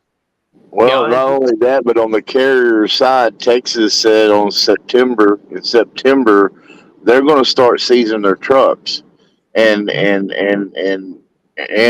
them. But they said they're going to start seizing their trucks. That's what the DOT guy down there, Bob McAllen, said that inspected my cousin. They gave him a DOT inspection when they had 15 trucks pulled in. He said they were serious about it, and in September they're going to start seizing their trucks and finding them. Yeah. Big time. Well, I'm talking about the broker, because the broker knows. Well, they they're not also supposed to be they also said they was going to start auditing brokers and finding them as well. So Hey, I wonder why that happened. I don't know, but it's a move in the right direction. That's for sure. I'm being sarcastic, Jamie. I'm wondering why that happened. It might be that guy up there waving his little hand in the background. Yep. I'm thinking maybe he had something to do with it. Yeah, I think that little peckerhead in Ted Cruz's office made that phone call to the DOT Inspector General, bro. Yo, Yeah. You guys continue the conversation. I gotta load the dryer. Okay. Oh, you mean you got to do real life things? Yeah. Yeah, my wife came in my office and gave me the evil eye. It's better than the flying frying pan. Yeah, exactly. I hate that. Or the spatula or a I knife. hate that. I hate that one. Well, I went on X a while ago and aired Kevin Rutherford out with a good long one. Then I blocked his ass. I'm done. I don't have time to waste on irredeemable pieces of trash, man. And that's, I thought maybe I could Yeah, I blocked his ass. try to reach out to him. Finally, I blocked him tonight, man. I don't have time to waste on somebody that's like that. You know what I mean? I just don't. Yeah. Yep. Good. But see, check it out. If you follow the money, okay, they're telling him what to try to get us to believe. And that's why he's coming after us so hard, is because his job is now to get FreightWaves' message from the government and from the TIA and from everybody else that we're in the wrong, right? So understand that it all goes around a circle. Follow the money, man. Follow the money. You'll find out why Kevin Rutherford is on us so hard. I guarantee his job now is to get us a message that we are wrong, right? That's all there is to it. They don't understand. We don't care what they say anymore. Hey, I've got a new phrase though. It's called the King Kevin Rutherford syndrome. Everybody else is ignorant, and I'm always right. That's a good one. Can I read a post from James Lamb from SBTC? Is that okay? Yeah, you go happen to for be it. our president, and you have the control of all of our mics, so I think you can. Right.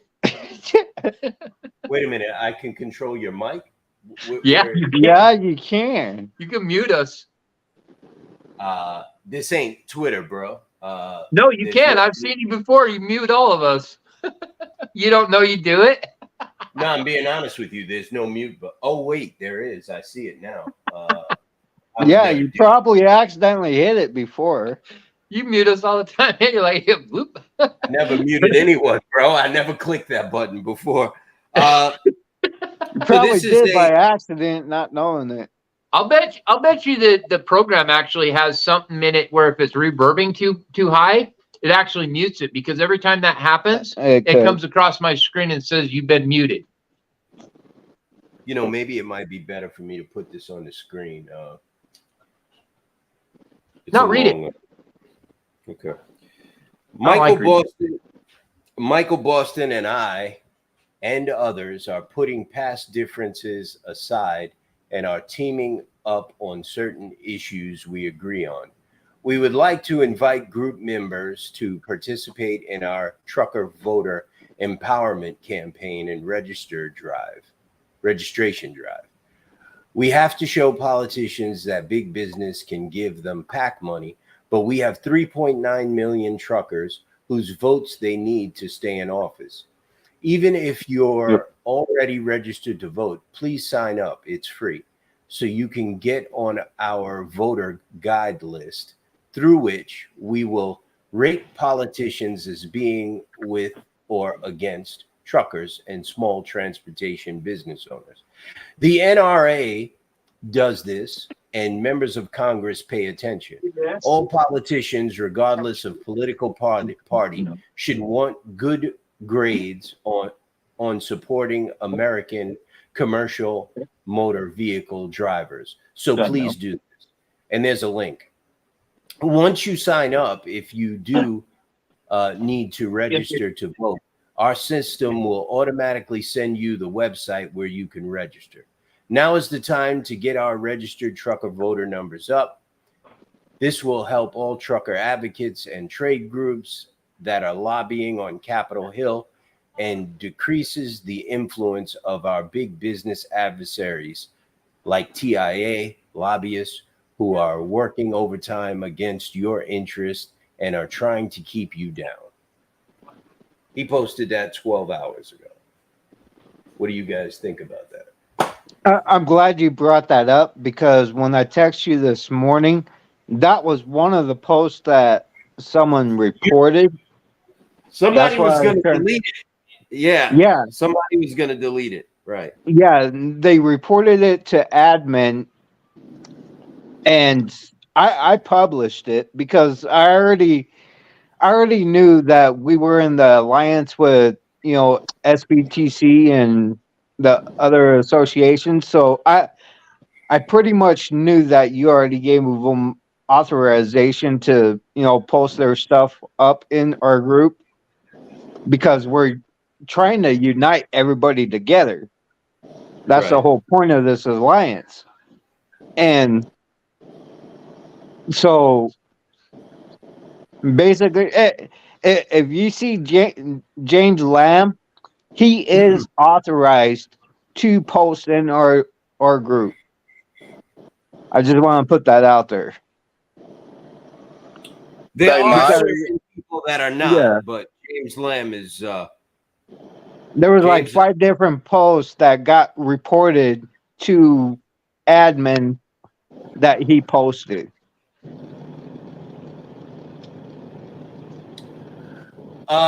Jamie, any comments? Yeah, did you have you seen this? It just come out 2 days ago. The FMCSA details new truck driver detention time survey. Have you seen that? Yes, we were talking about that earlier. Yes, I put it on the screen. I just seen it. Yeah, I just seen it, man. Just doing some reading. You're talking about that? Oh, I can't see it. It's under the damn time deal. Oh no, that one. That's that's the wrong one. Is this one? Nope, that's suicides. No, I didn't put it on the screen. It's in the group. Yeah, pretty interesting. But they'll just study it again and move on like they always do, unless we damn raise hell out here. It's sad that we've gotten to where we got to raise hell to get anything done, man.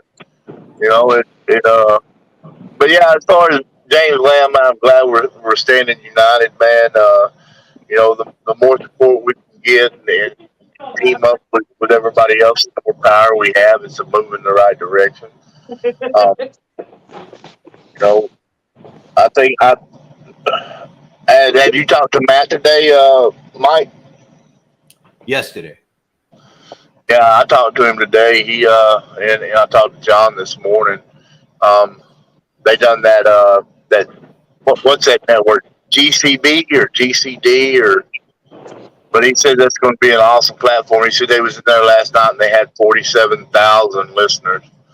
And Matt Maga.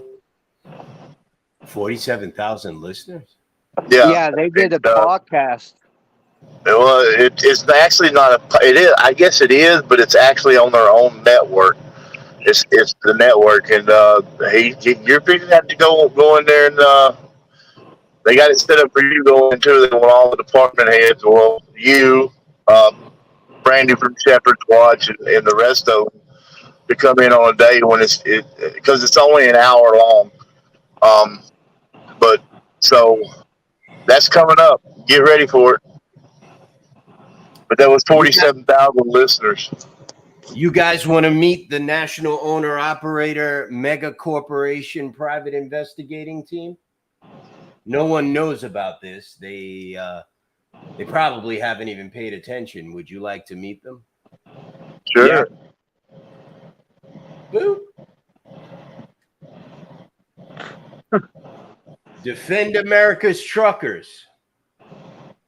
If you have not joined this page or like this page, you should. These people are very smart, and they are in places that you would not believe. They are in the inside of mega corporations that you would not believe. They have information that you would not believe.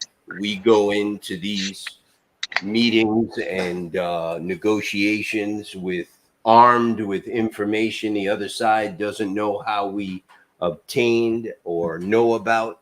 And there you have it. Amazon, Walmart, Target, all of them, they're the enemy.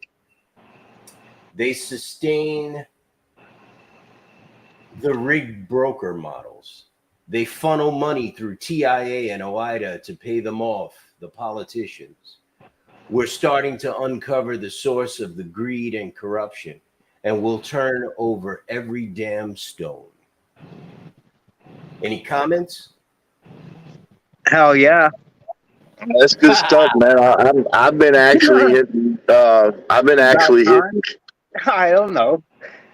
You know, like I've been actually hitting Judicial Watch up too, and Dan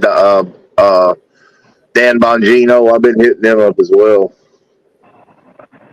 Amazon, Walmart, Target, all of them. They're the enemy. They sustain the rigged broker models.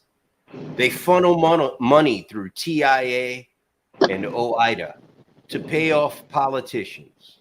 They funnel money through TIA and OIDA to pay off politicians. They funnel money through the checkout counter in the stores when they ask you if you want to average up on your bill to give it to donate to charity. I've also seen that at Flying J, bro. That 50 cents, 65 cents, 25 cents. Flying J the other day. so you know that does not go. That money does not all go to that charity on the screen when you click yes. They send 1 penny to that charity. The rest of that other 49 cents goes to a PAC. it was already posted up too, but I didn't want it.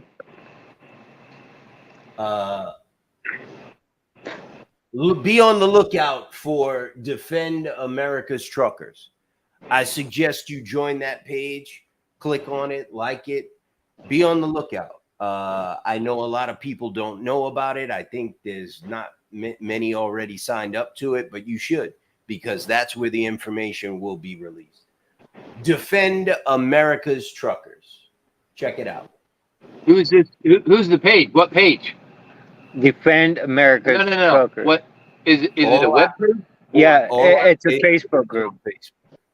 It's a Facebook page. Well, they better start their own page because now they're going to be, attacked.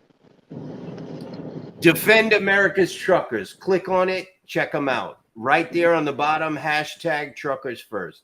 You can go to Defend America's Truckers. You can find them on Facebook. You should follow this page. There'll be a lot of information released here. Do you agree the whole system needs to be exposed? So I got a They- question. They said they were talking about the debates last night. You gotta raise your hand. Not one question last night was about how China is destroying our supply chain by working with global corporations and corrupt gatekeepers to take hostage the most important people in our economy, truckers. We can't take any candidate seriously if they're not serious about defending those who keep our economy strong. Hashtag GOP debate. Oh, bro. You want to stop me? So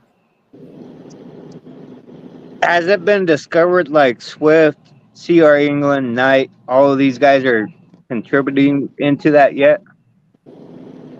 I do not know. I would have to They all find out. contribute directly to the. Well, you see when I put up about Warner, right? How much money they paid. TIA, yeah. No, they paid that. That actually went straight as special interest in Congress. I think it was $12 million, wasn't it, Mike? Something like that. And then just so happened behind that, the CEO of Warner come out and said that they didn't expect us to make it this long. So that tells you they knew what they was doing from the start, right there. So Yeah. James Lamb has a piece of legislation, a bill, and it was just a blueprint that he asked us to use as our blueprint for our legislation. In his bill, he has an idea for brokers. There's some of it that I don't agree with, and there's a lot of it that I do. But this one particular part of it I do agree with. Since brokers have authorities and they have to registered with the FMCSA, brokers should have a new entrant program as well. He makes the suggestion that the new entrant program should last 1 year, and during that year, brokers. There's certain parts of it I do not agree with. I think that brokers' bonds should be increased for that probationary period. But you should definitely read it. I mean, I'm not going to get into it here because there's a lot of intricacies in it. But he has some very good ideas. I was talking to an individual from the I believe it was the Georgia Household Goods and Movers Association. And he brought up a good point about what happened to the travel industry back in I believe it was in the 90s, how the travel industry and travel agents disappeared. And he said that there needs to be a central electronic system where carriers and owner operators meet with shippers to move freight, and it's fully transparent. And he was shocked to find out that we already are working on something like that, putting that legislation together. And I explained the NMS system that is used on Wall Street, the national market system. That is the way stocks are bought and sold on NMS. And it works. It's been in place for decades, and it works. And it's fully transparent. Buyers and sellers have full transparency. It's technical a little bit, but it's not hard and it can work. And we've developed a similar idea. We call it NMST, National Market System Transportation. And it is a electronic system where carriers and shippers meet to match freight and get it moved. It does away with a lot of things. It does away with double brokering. That's gone. It does away with no transparency. That's gone. It does away with factoring companies. That's gone. It does away with a lot of headaches that causes bottlenecks in the supply chain. So we've put that together, and we finally gotten it on paper, and that coincides with the SRO, the self-regulatory body that we've created as well. So it was cool because I was talking to this guy, and he used the travel industry as an example, because that's exactly what happened to travel agents, right? They got rid of travel agents by creating electronic system where people can book their own travel. Go ahead, Jamie. It wasn't me, brother. Mike, you guys have no light. Well, I don't know where the light is, but there you go. Okay. I got my little avatar up, man. I'm in bed, so. Okay. Any comments, Mike? Well, I mean, we kind of knew it was going to be coming out, and it's about time, and they've got nowhere to run now. I mean, honestly, it's time that we start making those that wronged us pay the piper. I mean, it is what it is, man. I got you, man. The thing is that there's so many good ideas out there by so many good organizations and good people and people that really care. It's important to not get negative by the clowns that want to, shoot you down and try to get likes for themselves on social media and grab a following. And especially these ones with megaphones like I don't know this chimp's name, Kevin whatever his name is, at Freight Waves, or whoever Jamie was talking about. Kevin, what the hell is that? Rutherford. Yeah, that guy, Kevin Rutherford. It's important to take that with a grain of salt. Yeah, but it's not working very well. Say, Mike, let me ask you this. Did you make them aware of what we're doing as far as data collection to be able to present the disparity between what's being presented now to control rates and lanes versus what we're looking to put together to show that it's being manipulated? Have you brought that up to them? I have not, because that is your baby. I have not had time, believe it or not. I think we need to approach them about it and try to get see if they want to send it to their members and get them in the process too. Did that broker reach out to you about? He said he wanted to work with us and he wanted to submit his data as well.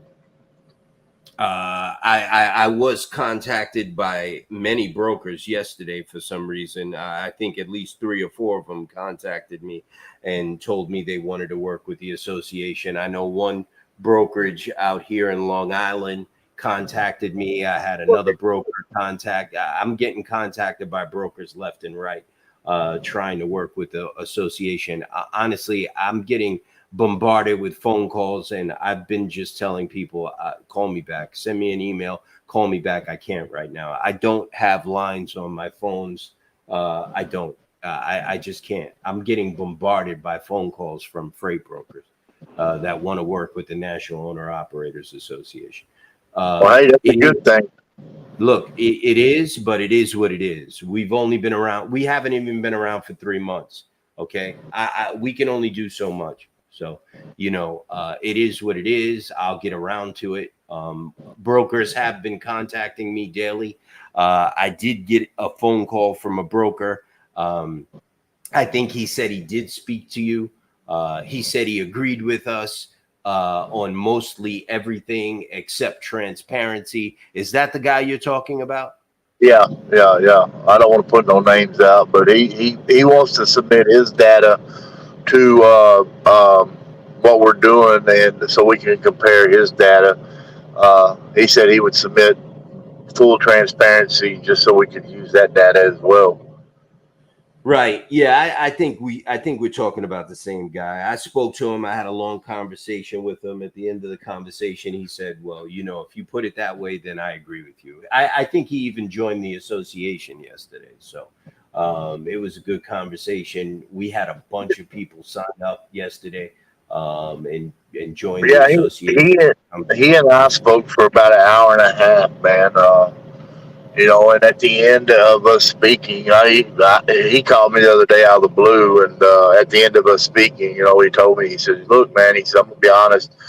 He said, I was a little kind of standoffish at first about you, but after hearing your story and actually talking to you some time, I've gained a whole new respect for you. You know what I mean? So, you know, it's just, here's the deal, man. You met him. Yeah, people got to understand, man. We're just normal people, man. We ain't politicians, and that's what I wanted to bag a mission today with my message to them was, you know, that most advocates nowadays are not really advocates. They're politicians or aspiring politicians. You know, they want to come into things instead of taking the gloves off and calling an ace and a spade a spade. You know, they want to come into it in a political standpoint. Got to dot my I's and cross my T's and be polite. Well, that's not me, man. I'm just an average person. I'm not a politician, and I don't ever want to be a politician. You know, I'm gonna call it like it is, and that's Max the same way. You know what I mean? That's the reason why we've been tearing their ass up. You know, I ain't afraid. You know, they want to take a political approach and not point fingers or call out names. I'm not above that. I'll point fingers and call out names, man. I'm telling you right now, and no qualms about it. You know, I mean, it is what it is. I agree, sir. You're 100% right. And that individual said he met you in, I think, one of Kevin Rutherford's spaces, and you know. I did speak with him. We had a nice conversation. He's a very nice man, and you know, he's very level-headed. He didn't curse me out or call me stupid or try to, you know, belittle what we were trying to do. You have to understand, these guys are doing this because they know their days are numbered. What's about to happen is going to happen, whether they like it or not.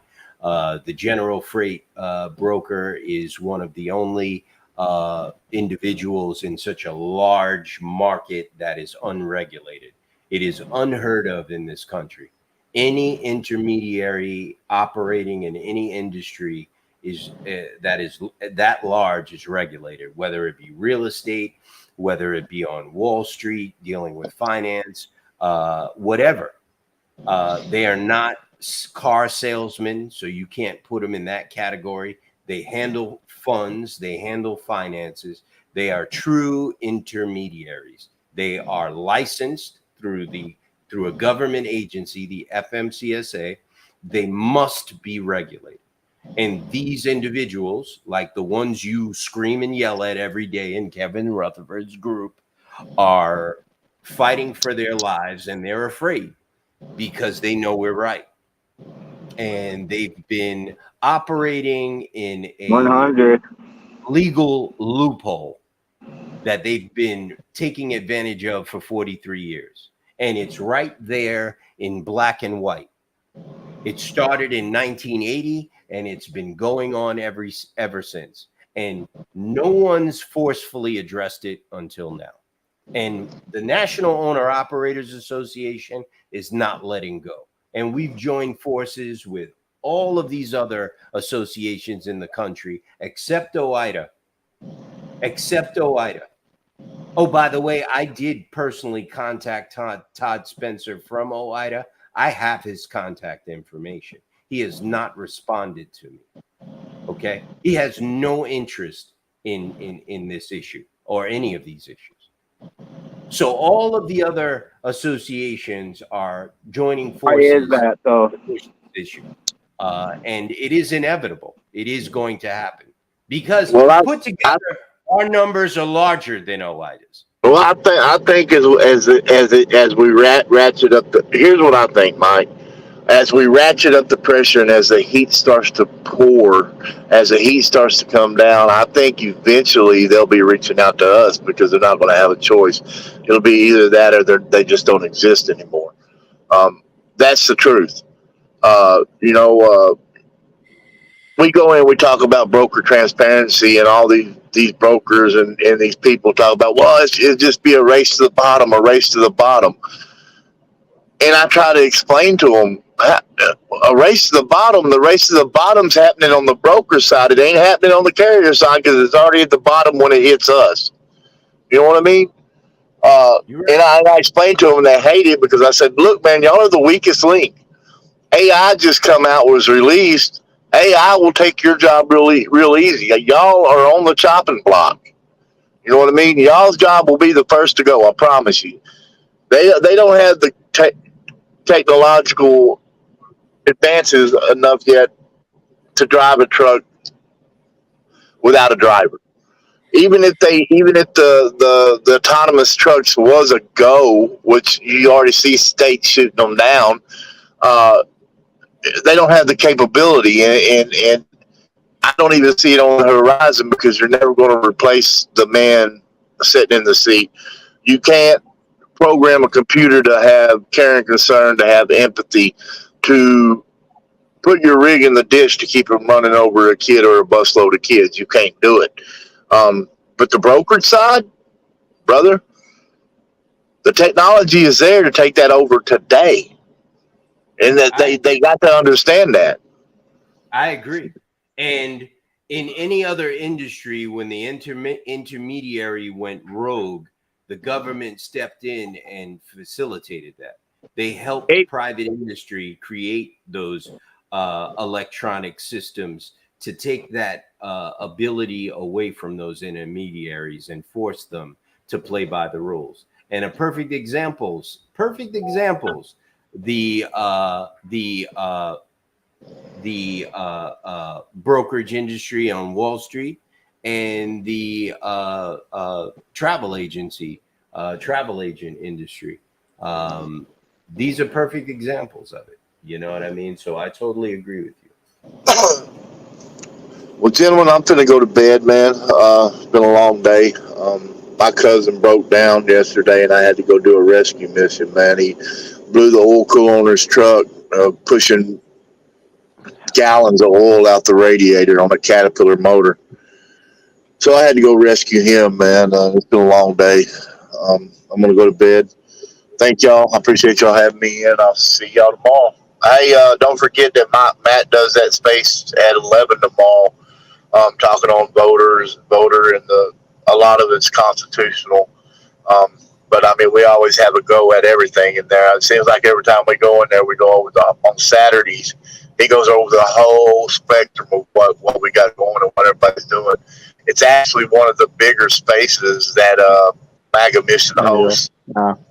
Everybody's off on the weekend, so I mean, I think last time we had like 1,200 people in there, and that's not including the analytics of the replays and everything. But it's a pretty good space.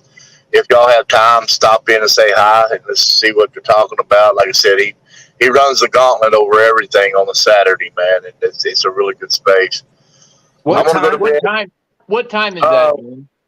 I think it's 11 Pacific, so I think it's 1 Eastern. Okay, because we got the broker training tomorrow too. Remember that? Well, yeah, but that's not until 4 Pacific. Yeah. Well, just drop in if y'all can. Like I said, his Saturday space is always really, really good. And it seems like there's always a lot. It seems like the people that are in his spaces throughout the MAGA Mission spaces throughout the day, when they can come in from work or whatever. But it seems like on the weekends, everybody's in one space, man. It's pretty wild. Yeah. You get a lot of the people that's running for office. You get Albert in there. You get Derek Evans in there. You get Nate Kane in there. Shane Meekland, because they're not doing anything on the weekends, so they usually drop in. A lot of the Scott Presswell will come in. He's a little young rock star, man. I've spoken to him a few times, one-on-one, and that young man is he's an inspiration to everybody. He he's doing a lot to try to get these people out of office. He is level-headed, and I wish I could get my children, my sons, which are his age, to engage, but I can't. I've tried. But he is laser focused on getting these bums out of office and putting people in there that are America first. Just there's a lot of good people that comes in there that Saturday space. A lot of high profile people that we speak with. So if y'all got time, just stop in and say hi. We'll be there, All right. man. I'll talk to y'all tomorrow, man. All right, Jamie. See ya, Thank Jamie. you. All right. Night, Jamie. Hey, Well- Mike, were we talking about the automated trucks and stuff? Was that what we were talking about? Because I wanted to add to that when it came up, the autonomous Go trucks. ahead. Is that what you guys were Yeah. talking about? Yes, Yeah. sir. Hey, Go ahead. wait till they find out that all they have to do is cut one of those trucks off and slow it down, have another truck over in the other lane, and they can totally stop it and just take the truck. And who's going to stop them from doing that? Who's who? Once the thieves find that out, the whole economy can be shut down just by people that want to Yep. have a truckload full of stuff. I'm just saying. I mean, it's not. It's Yeah. All The they truck's gotta not do gonna know is the hack difference. into the truck. other than traffic. That's all it Yep. knows. All they gotta do is hack into the system. Well, they don't even have to do that. Did you know you can cut a Tesla off, slow down, and it will slow down until Yep. they come back over? Yep. It works the same as the other brake system. So you literally, if you have a car over here and a car in front of them, you can literally make that truck think that it's traffic, and it will stop right there in the middle of the road and will stay there until that car moves. Yeah. So, I mean, I'm just saying. Or you could just burn it to the ground. Anyway. Well, why would you want to do that? You need all the stuff in it. Anyway, we've been on for 2 hours and 15 minutes. I came on late today. It's all good, bro. It's time for bed. Yeah. You guys got any parting words? Thanks for having us. Thanks for hosting us. Thanks for being our president. And, thanks for bringing the truth out to light. You're welcome, and thank you for supporting NOAA. Thank you for everything that you guys do. Chris. So I want to thank you, Mike, for putting this association together, getting all of the other associations that's aligned with us in the same thought. And I'm pretty sure everybody knows who I'm talking about. It was Excluding the one association that's supposed to be for us. And thanks for doing that. Like, Yeah, You- bring it to Congress's attention. honestly, you brought honestly, it all together, brother. that was Bill. That wasn't me. That was Bill. It wasn't me. We talked about it and we worked on it together. And it wasn't me. The other members of the Yeah, but alliance. I know you put the fight up for it because But Mike, I know it's been brought to your attention from the beginning. if you hadn't cared 2 years ago and started this whole movement, and you're not going to tell me you didn't start the movement, you might not have had it, where you needed it 2 years ago, but you started this movement 2 years ago, and you set all the pieces up so that no matter what they did, they couldn't take you down. And then we did, the strategic moves to bring people together. And now we are where we're at. And there's one guy alone and his partner that brought all this to light, and it's bringing other people in that have information that are willing to do something. But, it started with you, and now it's just like a domino effect, and there's nothing they can do about it. And that's all there is to it. Yep. Well, I appreciate you, man, and I appreciate your kind words. And as a group, we still have a lot more work to do, and hopefully, this coalition will get it done. But we need the members out there and the people that are thinking about becoming members and being proactive to step up and really get involved. And we're getting there. We're getting there. Yep. I can see slowly it but on the surely. Facebook groups that I'm on. Slowly but surely. Like I Yeah. always say, this is not a sprint, it's a marathon. It took 43 Exactly. years to get here. It's going to take more than a few months or a couple of years to get out. Yep. I'm gonna shut the show down. We've been on for about 2 hours, almost 2.5 hours now. Thank you guys for showing up, and I'm gonna leave with this. Thank you, Mike. Couple of Zig Ziglar quotes, inspirational quotes. Zig Ziglar has always been my favorite. I'm a salesperson, and he was a career salesperson. He spent his entire life in sales when he left the military, and he died at 78. Good old age. He lived a long time, and he was a positive guy. Remember that failure is not an event. Remember that failure is an event, not a person. Yep. Failure is an event, not a person. In the game of life, before you get anything out, you must put something in. It's not what you've got. It's what you use that makes a difference. Those are 3 quotes from Zig Ziglar. You guys have a great weekend, and thank you for being here with me. I'm sorry I came on late today. You're good. You're busy. Are we going to be doing Sunday Twitter? Just Sunday, yes. I'm going to take the weekend off on Noah Live, and we'll be back on Monday.